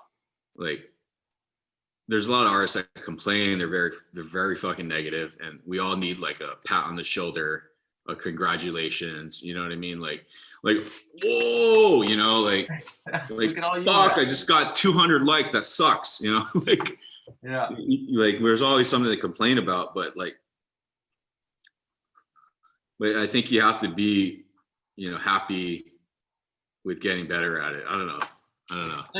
So yeah, I think you said it right there. Like, how much does hustling play into the success of business? You're talking about hard work. You're talking about pairing that with passion, and it's not luck, because everything you did up to this point led to where you are right now. So yeah, it's not like luck. It's opportunity. You spotted it, you went for it, and you made something of it. Yeah, because there's a million opportunities that go by you every day. Yeah. And it's up to you to put the effort into snagging one of those opportunities. Yeah. You know what I mean? Like, because you kind of like think about it, like, if you took every single opportunity, I'm not sure if every single one will be a winner. You know what I mean? But there are a lot of opportunities out there. And it's really up to you to, like, hey, checking in with you. How are you doing? Blah, blah, blah, you know? Or like, fuck, this person wants everything for free and they never ever want to help me out at all. Or, you know, like, I'm going to let that opportunity go way in the back corner and I'm going to take a look at these guys over here. You know what I mean? Like, yeah, it's like, you know, there's always an opportunity out there. So I've noticed you built a pretty good following, man, online on Instagram. Way more than me. Yeah, hell yeah. I mean, you put things out and you get like a bunch of like 400 something or even like 1,000 or 1,200 likes on your pieces. And then so many people writing their comments like with the file, that's fire, that's dope, or like all this positive stuff coming at you. And I just think that exponentially opens up when people see your art and go through it. They're just like, they see what you're capable of. And have you had a lot of opportunities come through because of that you didn't even know about, but they came to you because you put yourself out there? On Instagram? Yeah. Social media, Instagram, like, have people reached out to you with opportunities because of the foundation you laid? And then, you know, by self-promoting it online, like straight how you were doing in the ditches, but you're online. You know what? No. It's kind of opposite. Not for me. No. Of course, it is a platform, and there's a lot of people that make a lot of living off of Instagram. Yeah, you know what I mean, because it's validated. Like, why did this person get 10,000 likes? It must be good, right? It's like my Instagram, it was like a natural thing. Like for instance, every time I had so this is how my Instagram growth happened.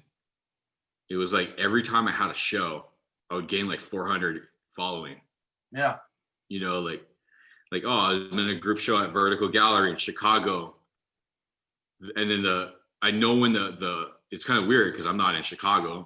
You know, I know when the show opened. You know, like where the opening is happening, because all of a sudden, like my phone is like, my Instagram is like climbing, like the following is like gaining. You know, like holy shit, like you know, you open up your Instagram and you're like, holy shit, I got some likes. But then I open my Instagram, I'm like, holy shit, I got some followers. You know, like I just got 30 followers. And then I'm over there refreshing it, you know, like holy shit, I just gained another 30. You know, Catherine, I just gained like 60 followers just now. Wow. But you know, that's how I got my Instagram following. You know, like true story. I painted this guy Saber. You know, because I'm painting. When I paint portraits, I gotta be like, you're the best. You know, like whoever I'm painting, I'm like, you're the best at it. Yeah. You know, like I did Keith Haring, I did Andre the Giant, I did this guy Saber, I did Chuck Close. So I did Saber and I sent it to him like, yo, I sent it to you, you know, I was like, cool. And he's like, dude, what the fuck you got? And I was like, wow. He's like, yo, dude, don't text it to me. Can you email it to me? You know, and then so I was like, sure. And then I emailed it to him. Within like 2 minutes, like, you know, known galleries posting it, you know, the Seventh Letters posting it, Saber posted it. He wrote, look at my ugly face, you know. No, he said, oh, no, sorry. He said, look at my beautiful face. And then it was like, holy shit. Within 10 minutes, I think I gained like 1,500 followers. Wow.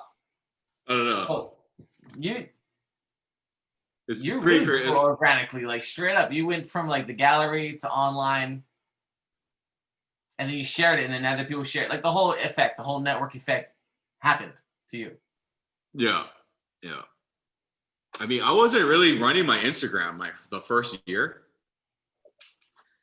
It was all my sister. Yeah, no, you're not really like on the platforms, you know, like you never struck me as like being super into it. Like you don't feed off likes. You're not that kind of guy who's like, I want all the likes, and you know? Yeah. You weren't like that. Like you didn't seem to not care, but I'm almost like telling Chad, you got so many followers, bro. You could be like pushing this out, Gary Vee style, like here's Gary Vee's playbook. But like you're kind of doing it your own way, and you know, I guess you take what you want, but still I am on Instagram a lot. Do it your way. Now you are? I am a lot on, but I'm not like looking at myself or my art or anything, you know. I'm like, it's kind of weird. Like I like liking, like I feel like I know, you know, Sophie. Yeah, you know my daughter. because I you know what I mean. I am on like people's Instagrams constantly. Yeah. Like it's really cool. So that's like my only way I get to like really, you know, see things that I'm missing out on. You know what I mean? It's really awesome. So I am addicted to Instagram and that sort, you know? I mean, I look at mountain bikes and shit. You know what I mean? I almost got back into bodyboarding. I was like, holy shit, look at the bodyboard and the fins are looking so sick. And I'm like, what am I talking about? I'm not going to go bodyboarding out here. Under the Golden Gate Bridge, Great Whites. Yeah. And I was like, man, I like Instagram. I think it's really kind of fun to look at. Cool. What are the next steps for you as far as your career? You know, we got this lockdown and everything. Of course, it's November 11th, 2020. How's it kind of affecting your business? And what's kind of next? What do you see as next for your career? I mean, I see that big piece on the back of your wall that looks like you stapled it up there, so you're painting it. You haven't stretched it on canvas yet. Is a work in progress? It's finished. It's a finished painting. I ripped the tape off. No, this is definitely like, it's a massive painting. It's How going to big is cost me $500 to frame it. Wow. I mean, I'm talking like do it myself too. How big is that? It's 17 by like 6.5 feet. 17 wide, 6.5 feet tall. Yeah. How do you can't put that on your roof of your car, huh? Not Definitely anymore, not. Chad. Definitely not. I made a mistake. I think I have a problem with going big. You know, I love making big paintings, and so it's really strange because like there's certain in the art world or in the art business, there are certain things you can do. You can make 500 little paintings and put it in the gallery, or you can make 10. Yeah. You know what I mean? And that 10 will be a slow bleeder, but like it'd be like big bursts of sales, you know? Like I sold a painting this month. You're like, yes, you know, versus like I just sold like 15 paintings, you know? Uh-huh. Like I like going big, you know, and where I think a lot of art should be small on paper, Huh. you know, but not, you know, I can't help it though, you know. I started off big, you know. I'm considered a large scale painter, if that makes sense. Well, you started doing ditches and walls, like you were always drawing bigger than Yeah. just pen on paper. Like a spray can can't paint paper. Right. I mean, I'm still scared to paint small things. Huh. It's I can't sit down and paint something. It's weird. My body doesn't physically work that way. You know what I'm saying? And so I go big all the time. I don't know why. I do know why. Why? Huh? Why? Because I started painting walls. There you go. I love larger than life stuff too. Like, check this out. This is one that I was fortunate enough to get. This is straight up Chad Hasegawa original. In 2015, when you were in Hawaii for powwow, you did some hand painted ones. This is hand painted. Can you see the detail on those brush strokes? I call those drawings. Oh yeah. It's kind of a joke though. What do you mean? It's a painting, but like I call them drawings. You know, if I were to do a drawing, that's what it looked like. Straight up chunky ass brush strokes. Like straight up, it's chunky brush strokes and then like some watercolor detail on the nose and the mouth and the eyes, which give it like straight up personality. Like you can look at the eyes and the mouth and the nose, and I feel the emotion of that bear. Yeah. It's so crazy how like basic, but you look at it, it's like wow, that's actually like abstract. But yeah, sick. Sorry, I had to take a sip. It's good, man. It's all good. Okay, as a business owner, self-employed, designed your life. You know what I mean? Yeah. Nobody designed like you. You designed yourself. In the immortal words of Jay-Z. Yeah. Where can we find you? Where can we find you online? My work? Yeah, where can we find your work? Where can people reach out to you with like potential opportunities or, you know, business opportunities, or just get in touch to say like, hey, Chad, pat on the back. Congratulations. Instagram. At Chad Hasegawa? Yeah, at Chad Hasegawa. You can Google me. And then I think my email pops up on there somehow.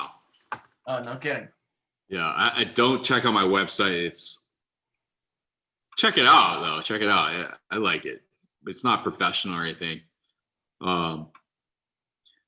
Yeah, it's a blog spot. Okay. I keep Throwback. it for I keep it for nostalgic reasons. Yeah, you're right. Like Vintage. it kind of like that's exactly the year my career started as an artist. Was the year Blogspot came out, Yeah. and so I keep it like that. So everyone's like, "Dude, you got a Blogspot?" And I'm like, "Yeah." So I might keep my Blogspot and then create a link on my Blogspot for my website. Of like new stuff. Maybe do it the other way around. Like have it like a new website and then a link like where I came from on like Right. the About Me section. Blogspot. Hit it back up. Right. Well, whatever you want. Yeah. All right, Chad, it's been real, man. Do you know we've been on the line 2 hours and 15 minutes. Holy shit. Doesn't seem like that. Doesn't. Creative pool, man, in Hawaii. From hip hop, graffiti, to bodybuilding, to cocktail making, knife making, outdoor Yeah. advertising, billboards, to straight up fine art and street art.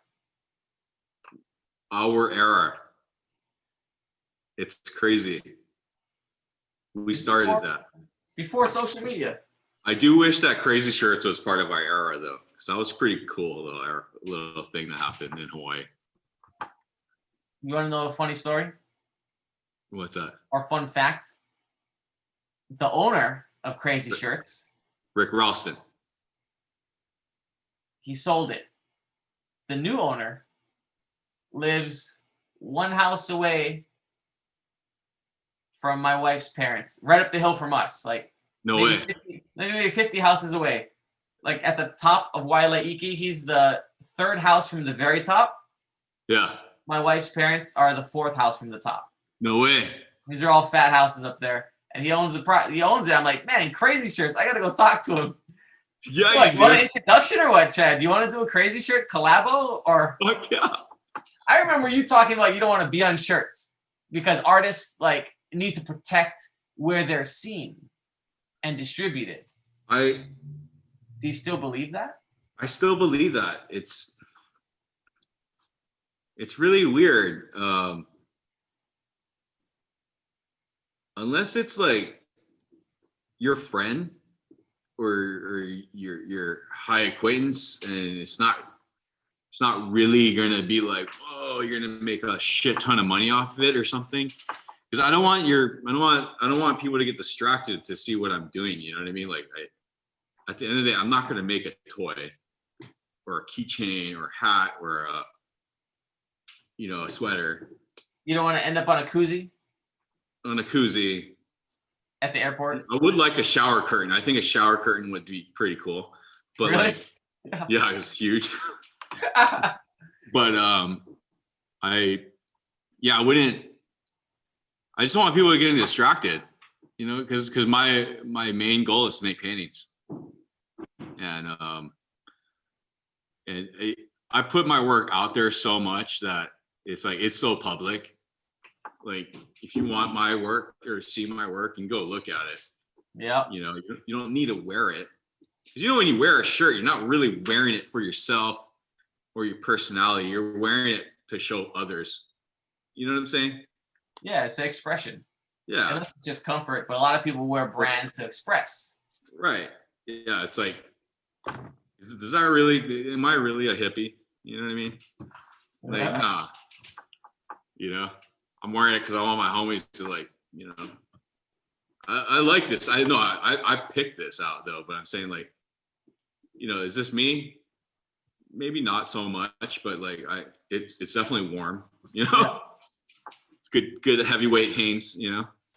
So you're talking about your brand, like do you want you're being consistent. You're talking about being consistent with hard work at Buca di Beppo, consistent Right. with your paintings, 20 hours a day for that show, like consistency, hard work, and everything you built, you want to make sure it aligns with your brand, right? The Chad Right. Hasegawa brand of art. Right. And maybe a koozie and a keychain, like that's just not it. That's not where you want to be seen. That's not how you're aligning. Louis Vuitton is not making tissue paper. Well, maybe they Yeah. are, but they're not making like some generic stuff. Right. No way. There's a quality. But will I buy a t-shirt with some art on it? Yep. Fuck yeah, I will. Nice. So I understand it, like there is a market for it, like I buy stickers all the time still to this day and try to keep them nice and not even put it on something.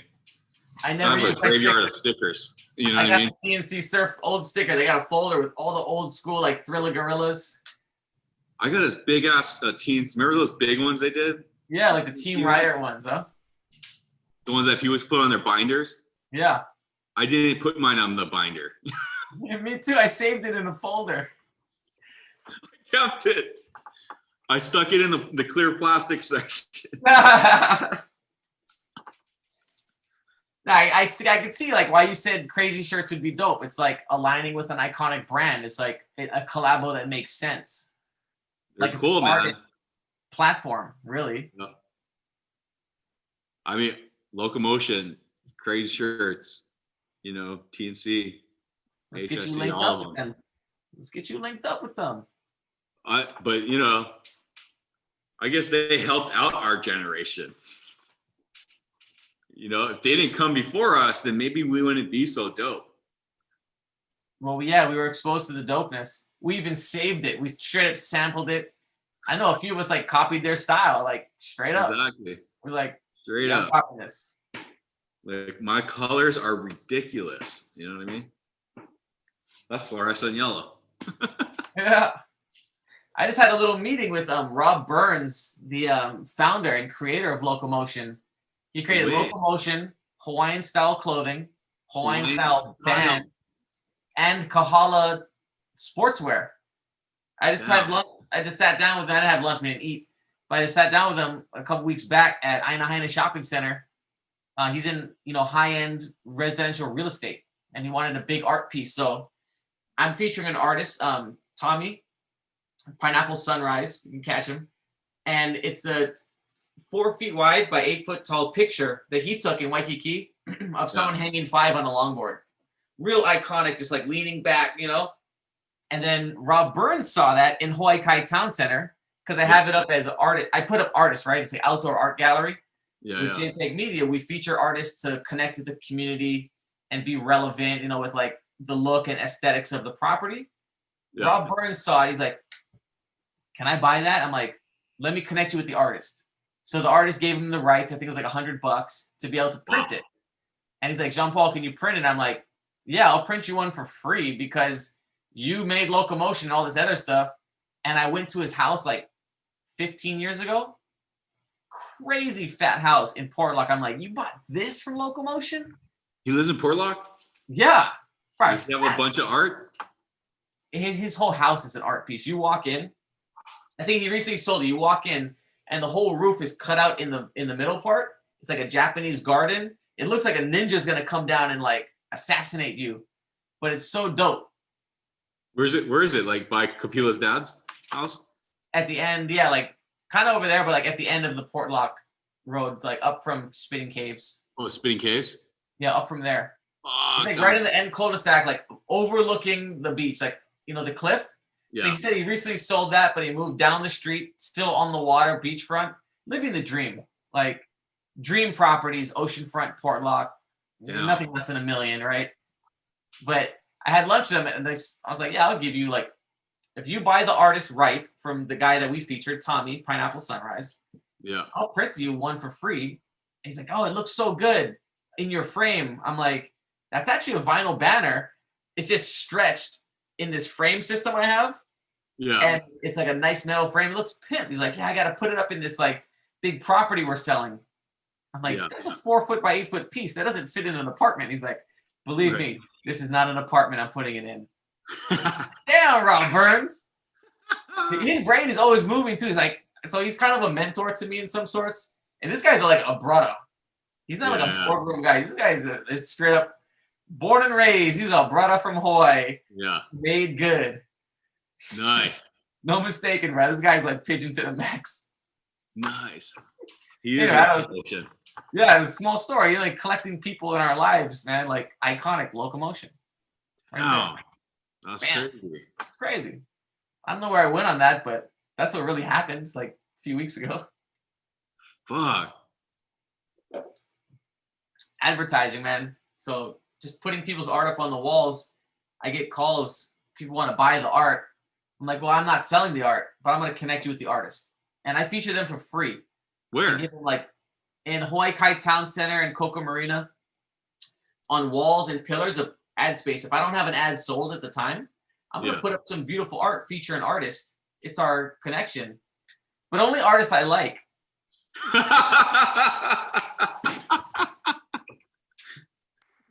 Why, Chad? You want to be up on some Fuck yeah. with your name and your art? Dude, yeah. Whatever you want. Let's do it. I got a couple spaces that are going to be opening up. All right. Even if it's for like a day, dude. Nah, not even a day. I'll put it up until I sell it, until I sell the spot. Right. So if it takes me like 2 weeks or a month or something like that, then you want to be on the way to Costco or buy Starbucks, or dude, that's pretty baller. you want to be the drive-through at Taco Bell. Like, I got that. What? 4 feet tall by 20 feet wide. I sold one already to a Hawaii Furniture Express. Damn. They advertise there. 4 feet wide. Maybe put it right by locomotion, so when Rob goes there, he can be like, oh. We got a spot there, but those spots are like 54 inches by 54 inches, which is decent. But we have like 4 foot by 8 feet, kind, like, big ones. That's cool. I say go big. I love to feature artists. I even feature my own art, like photography, That's rad. palm trees, and me surfing. Dude, that's so cool. Do your family portrait. I might just do a family portrait, but I seriously have one of me surfing China walls. Our Yeah. homie Kenji took a real high quality one of me, and I'm like doing double shaka to the camera. Oh, I remember that image. Yeah, I posted that up like kind of big, like in front of Ross and in front of City Mill, and I got a bunch of people like, Awesome. "Oh, Jean-Paul, I saw you." I'm like, they don't know, like, that's really my business. We own the spot, but I no, know. I started modeling first. yeah, I don't, just being a little humble, kind of fun, Yeah. inside secret. They're not my customer anyway, right? What was the biggest thing you ever stretched? 13. I have it up right now. It's 13 feet wide, 7 feet tall. At the exit You of could Coca stretch Marina, this. while you're driving up the ramp, and 76 is on your left. Yeah. On that right by the parking lot, there's just a blank wall. And there were a Oh, couple of trees. I'm like, hey, can you cut those trees and like give me that spot and I'll sell it? So I straight up, Ben Franklin. yeah. That Wow. exit ramp. Yeah. Just stretched the whole thing. Holy shit! That's. And I've been selling it tagged now, that wall too. before. You what's that? I think I tagged that wall before. You tagged that wall and I capped you. And now I'm getting paid for it, bro. Oh, full circle. Awesome. That's awesome, But it's seriously fun. Yeah, I got some spots. Yeah, it'd be dope to have you on there. dude. I will do that in a heartbeat. Right? I got some high res images. Exactly. That's exactly do. what I would need. Yeah, I have like 25 megabyte images of my art. Perfect. Or you know what I mean? Yeah, I know what you mean. Printable shit. Yeah, right? Straight up. Yeah. All right, that's what's fun. Like when I was talking about, I haven't done a podcast for a couple months. I think that was the beginning of October, and I was like, oh yeah, I want to do it again. So I just reached out to some of my friends, like you, for instance. I'm like, who do I know that's dope? I'm like, damn, Chad is dope. My cousin Ed in Australia, he's dope. Yeah. And then you agreed. I'm like, let's just get on. I sent you the link. Make this. And now it's documented. I mean, you can show your daughters this. They can hear your story. You know what I mean? Your friends, your family.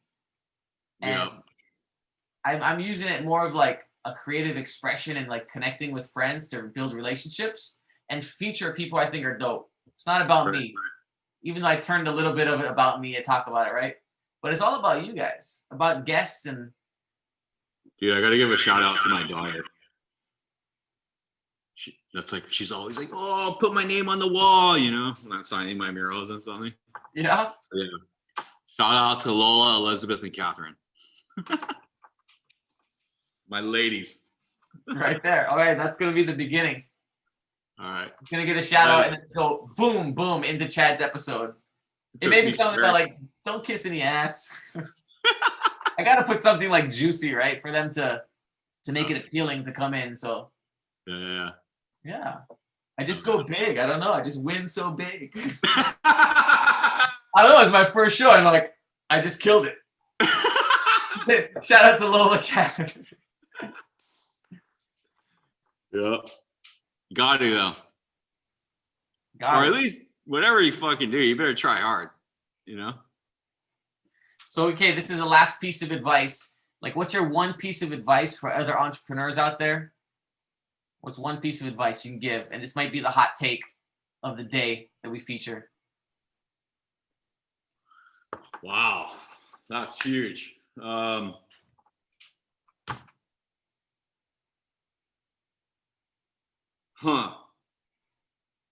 Keep going, I guess, right?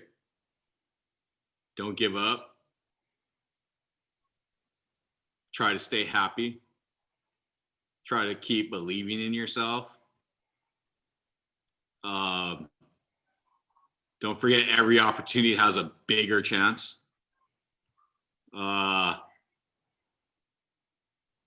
You're only something that you keep doing every day, I guess. You know, I would say, what's a good thing to tell someone?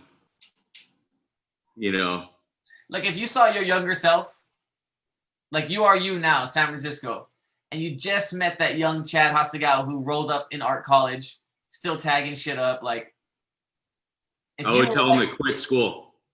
what would you say? I would say quit school and start now.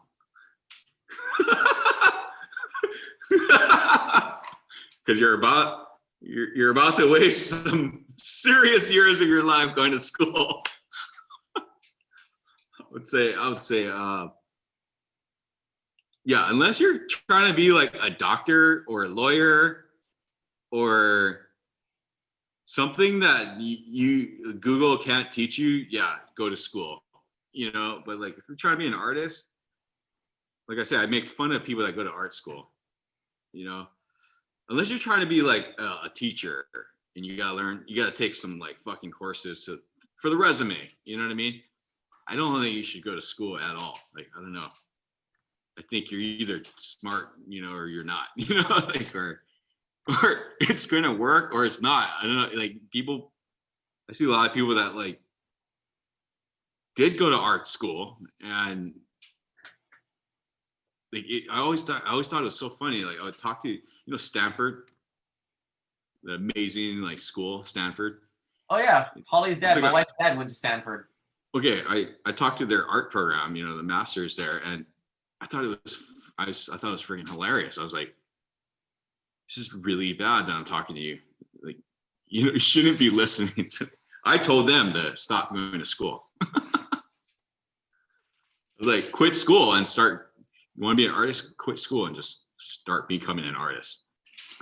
It's a long journey. That's going to be a long time and you're wasting all this valuable time. See, I just know for a fact I wasted a lot of time and energy working at Buca de Beppo, like being a maniac, to go to school. I graduated. I almost graduated the same person that I came in with. And it wasn't until I started working in advertising, the first 2 weeks of me working in advertising shuts down all that 5 years of school I went to. You know what I mean? So, like, really, it's like, am I a businessman because I didn't go to business school? No. I have a company that survived, I have myself surviving for 10 years off or a little bit more, just from doing what I do, which I'm sure if I did go to business school, it would help me out, or it would just help me validate on what to focus on versus like, holy shit, that's how you swipe that credit card? Like, no, that's not how, like, I don't know. School is important. I don't think it's that important. I think it's important, but I want my daughters to go to school. And that's why I'm fucking working my ass off. You know what I mean? And But will I let them become an artist? Hell no. You know, my daughter's like, I'm gonna be an artist. I'm like, hell no, you're not. You're gonna go to school and become some financial advisor or something. Yeah. You know, sorry, daddy's the fuck up. You're gonna go to school for something real. I don't know. Nah, I mean, it's up to you. I think you gotta maybe, I don't know. I don't know what the advice is. Okay, my advice is to not listen to anybody.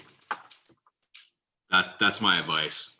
Because most of the time, like 75% of the time, people are just talking out of their ass, or they're steering you wrong, or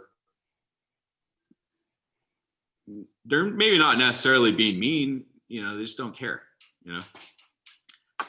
So listen to yourself. That's it. Don't listen to anybody. It's like me trying to give advice to be a father. My advice to be a father is like, don't listen to any other father. You know, because you're like, you can't pin someone's life. Like, someone's life isn't like cookie cutter, you know, and someone's career isn't cookie cutter. So it's like, who the fuck really knows? You know, like, you know what I mean? Like, hindsight, you know what I mean? My hindsight will not be good for your career. You know what I mean? Because you know what I mean? It's like, I think you believe in yourself. That's it. Done. That's a good one. I think it sums it all up, right? Everything you just said, all that shit you just talked. Don't go to school. No, go to school. I mean, my daughter's gonna go to school. But don't listen to anyone. Not even me. Everyone's just talking out their ass. 75%. Just made that number up. Yeah. I talk out my ass off. This whole interview. It's just funny. Don't listen to it. Only 25% of it was real. All right. Well, that's one way to close it out. All right. Now you got to go back and sift through the 25% that is gold and the 75% that is bull. And I won't help you. Yeah, I'm not going to help you. No, that's good, Chad. I learned a lot. I didn't know a few things about you that brought it to light, and then you validated some things for me on what you're doing. And, you know, from the outside looking in, your life looks pretty dope. You're doing your own thing. You've designed your own life. It's a hard life, though. Believe it. That's why I don't want my daughters to do what I do. It's crazy. Yeah. I got 2 daughters. You got 2 daughters. Would you want them doing what you do? I want them doing whatever they want to do. Exactly. But you know, my daughter's summer job, right? Like, you know, I told them this, like, you can even have your friends come work with you, but all summer long, you're going to be in here fucking working and fucking prepping all my shit. Yeah, it's going to take some hard work. Yeah, I'm gonna like, I'm not gonna staple this shit on the wall when my daughters are of age. I'm gonna make them, you know, make them do it. Right? Yeah. And I'm gonna be a mean boss because I had mean bosses. You know. Firm but fair is what I like to be. Okay, firm but fair. Straight up, or else people are gonna walk over you. They're gonna take advantage, and then when the cat's away, the mice will play. Unless there's some sort of discipline and like respect and work ethic that's, you know, ingrained in them. Right. It's not easy to find. You know, it's hard to be a proper boss. I don't know how you do it. How many employees do you have? So I got 2 brothers, so it's my business partners, and then there's 11 of us. Yeah. And so let's just say I got 8 employees who are not my family. And it's hard. I don't know. Hell yeah, it's hard. I got to deal with different personalities and it's like everyone's life. You have to influence them, or you have to. You lead by example. You do. Straight up.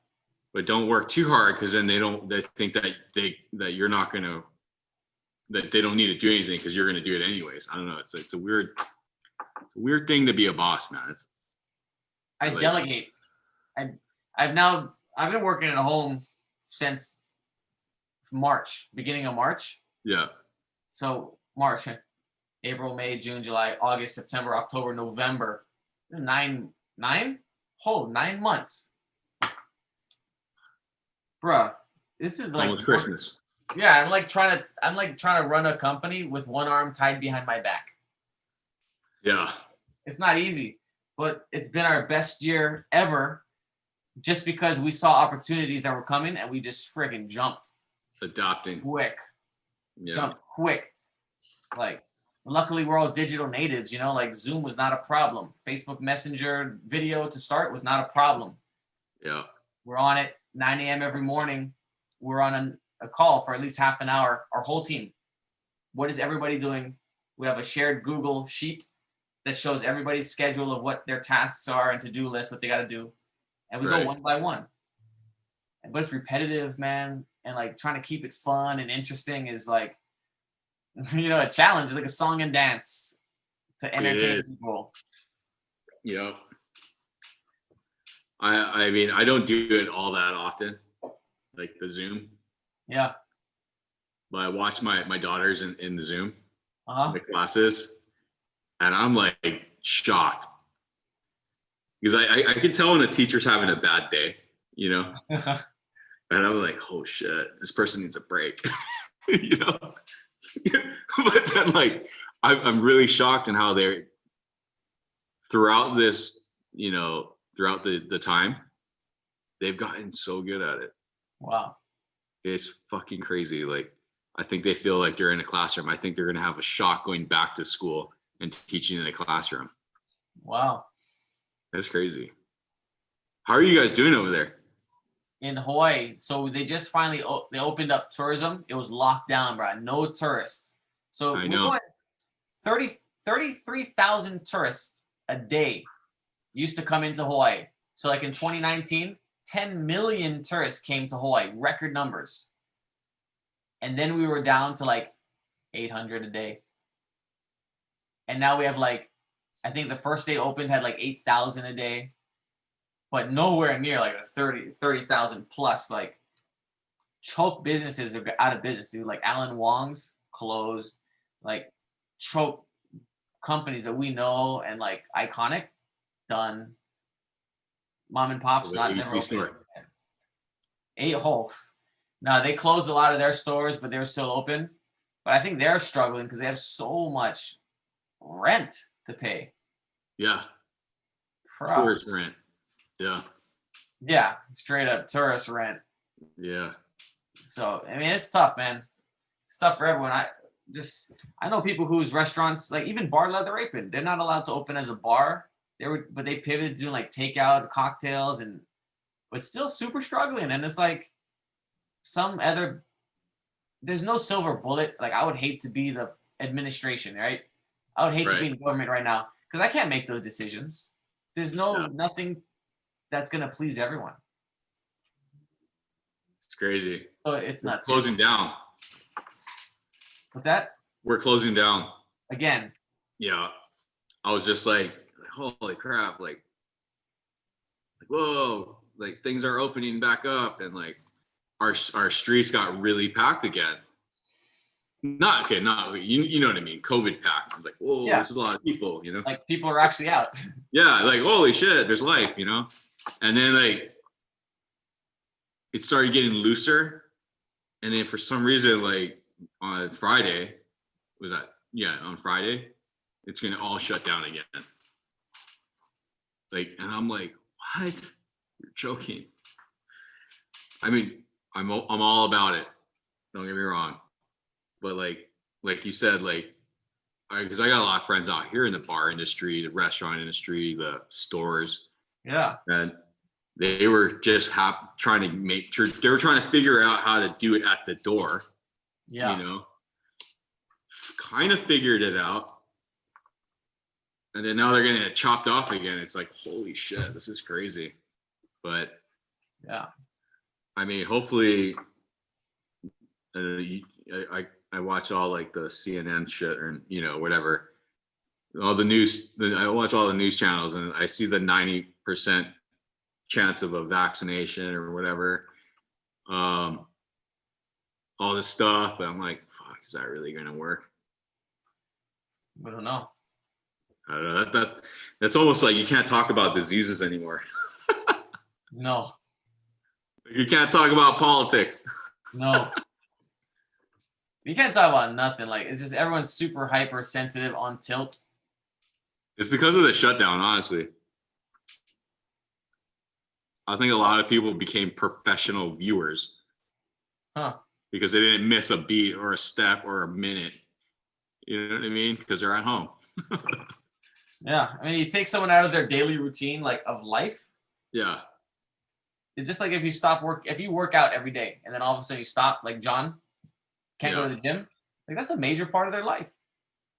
I go to the office every day. That's like my career has kind of like defined who I am. And I'm not going in and like running my business in person. Yeah. You still have your office? Yeah, I still have my office. I have half my team going to the office every day. Oh, good. I got between 4 and 5 people in my office every day. We still got, our printers are running. We're still producing, still doing a lot of graphic installations. We didn't shut down one day. Like, we did not skip a beat. Because you guys are open. I mean, you guys have that huge open area, the doors. Yeah, I mean, we are, but then still have the challenges with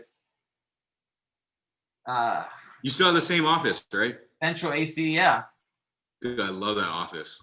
it's funny. You open and got the huge outside. The pool. Yeah, we're looking for a warehouse. Amazing. We're getting Parking. a warehouse. You get in the warehouse. Yeah, we call it a flex space where there's like warehouse, big open space you can like create and get dirty, but then air conditioned offices. Because we're paying like Waikiki rent. I could find something for like, 70% of what we're paying right now, and bigger. So I got a guy, a real estate agent is looking, and he presented us with flex spaces, like Kaka'ako, really cool stuff, trendy, or just straight industrial. Limits. Yeah, exactly. Like, I don't want to go past the airport. I'm like, cool there, but it's gonna be dope. Like, we're gonna move. Like, I don't know when. So we're gonna move, and eventually we might buy our own space, like our own building. But I don't have the money for that right now. But that's the plan. I mean, are those spaces getting cheaper because of the whole COVID thing? Yeah, people are like, landlords are making more concessions. Like, office is screwed. Office space is screwed. Retail is screwed. Malls are screwed. Restaurants and retail is screwed. But industrial, I have friends who are like big in the industrial. Not so bad, because people are still producing. Right. But there still are businesses going out of business. But these are not like straight affected, like walk-in foot traffic. The business relies on people coming in. Right. Our spaces we rely upon like building and pushing out. Right. And we're business to business, so like we will always be in business as long as there's a business to serve. Right. Right. I mean, yeah. I mean, my art. Oh my god, I'm like, there was an art opening, and this gallery usually pulls like 300, 400 people. Wow. Yeah, this happened like a couple weeks ago. It was only 10 people that went there. Dang. And I was like, fuck. This is crazy, But I mean, there is art though, still. I mean, art, I guess, I think people are buying art because they're at home, Yeah. I think it is a good time. People are willing. I feel like people are like buying my art right now because they're like, I want you to stay okay. I want you to be happy. I want you to still be able to create. Yeah. So like supporting you. Yeah, like definitely a lot of support happening right now. But it's a scary thing to be an artist right now. I feel there's a lot of time to make and create stuff, but there's a lot of where the fuck are you gonna put that painting? Huh. You know, and so I think galleries are feeling that. Of course, they're feeling that pressure because they're paying that rent, you know, and that electricity. So they're trying to. Everyone's trying to scramble and figure out how to make it improve, you know, online, I guess, or even, you know, one visit a day. Every 30 minutes, you have one person come in. From my perspective, when I see like just what I see, I'm thinking Yeah. like Obey and Cause and these, you know, JR, these big artists right here. I see collaborations, like Right. different artists or brands or ones you wouldn't expect. You look at Travis Scott and McDonald's. They're not doing freaking concerts, but they just did a deal with McDonald's and they're selling the same food they would sell. They just curated it, right? Yeah. Just like your art could be teaming up with different commercial real estate properties in the area, or Right. property managers to like beautify Right. the area or get grant money for, because there's artist grant money and beautification money. Oh yeah, for sure. So, I mean, that's what we've been doing. We've been going after all the grant money we can for, you know, just different things like to help pay for payroll, the PPP loan, and, you know, it doesn't need to be paid back. And also Right. the reimbursements is like 10,000 reimbursement for your expenses. That's what I'm doing. It's all about that right now. But I feel like, everyone I sign up for them. yeah, it's like I'm you're so good at it. direct to consumer. That's why I was meaning, like the collabos with other brands and things you wouldn't think of. And then you talking with Instagram and LinkedIn and Facebook and YouTube directly to your consumers who are going to buy your stuff. Like Yeah. you are now your main distribution point, and everyone else can help collaborate with that. But it's like force us all to go direct to consumer and let people follow you and the big things you're doing. And then, Right. you know, who knows, maybe the pattern on the wall that you got right there, maybe Adidas wants to put that on their sneakers and it's like a colorways collabo. You know what I mean? Should I give away the secret? Don't tell any secrets to me. I'm going to steal it. This pattern on this wall. Yeah. You see it? Yep. Did I tell you? It's good. It's perfect. I know exactly what you're going to do. What? You want me to tell you what you're going to do? Yeah. I don't fucking know. I thought you were going to use like a piece of wood, like a rectangle piece of wood to make the lines and like as thick as the tape is or something. I'm gonna tell you. Here. This is like a artist presenting his work time. Oh yeah, okay, yeah. It's the door handle. It's another door handle. That's where you fill in the gas. What? This is the brake lights, hazard lights, reverse lights, back bumper. It's the sport edition, so this is like the Wilwell bumper. This is your side mirror. This is the windshield. This is the Thule case. What?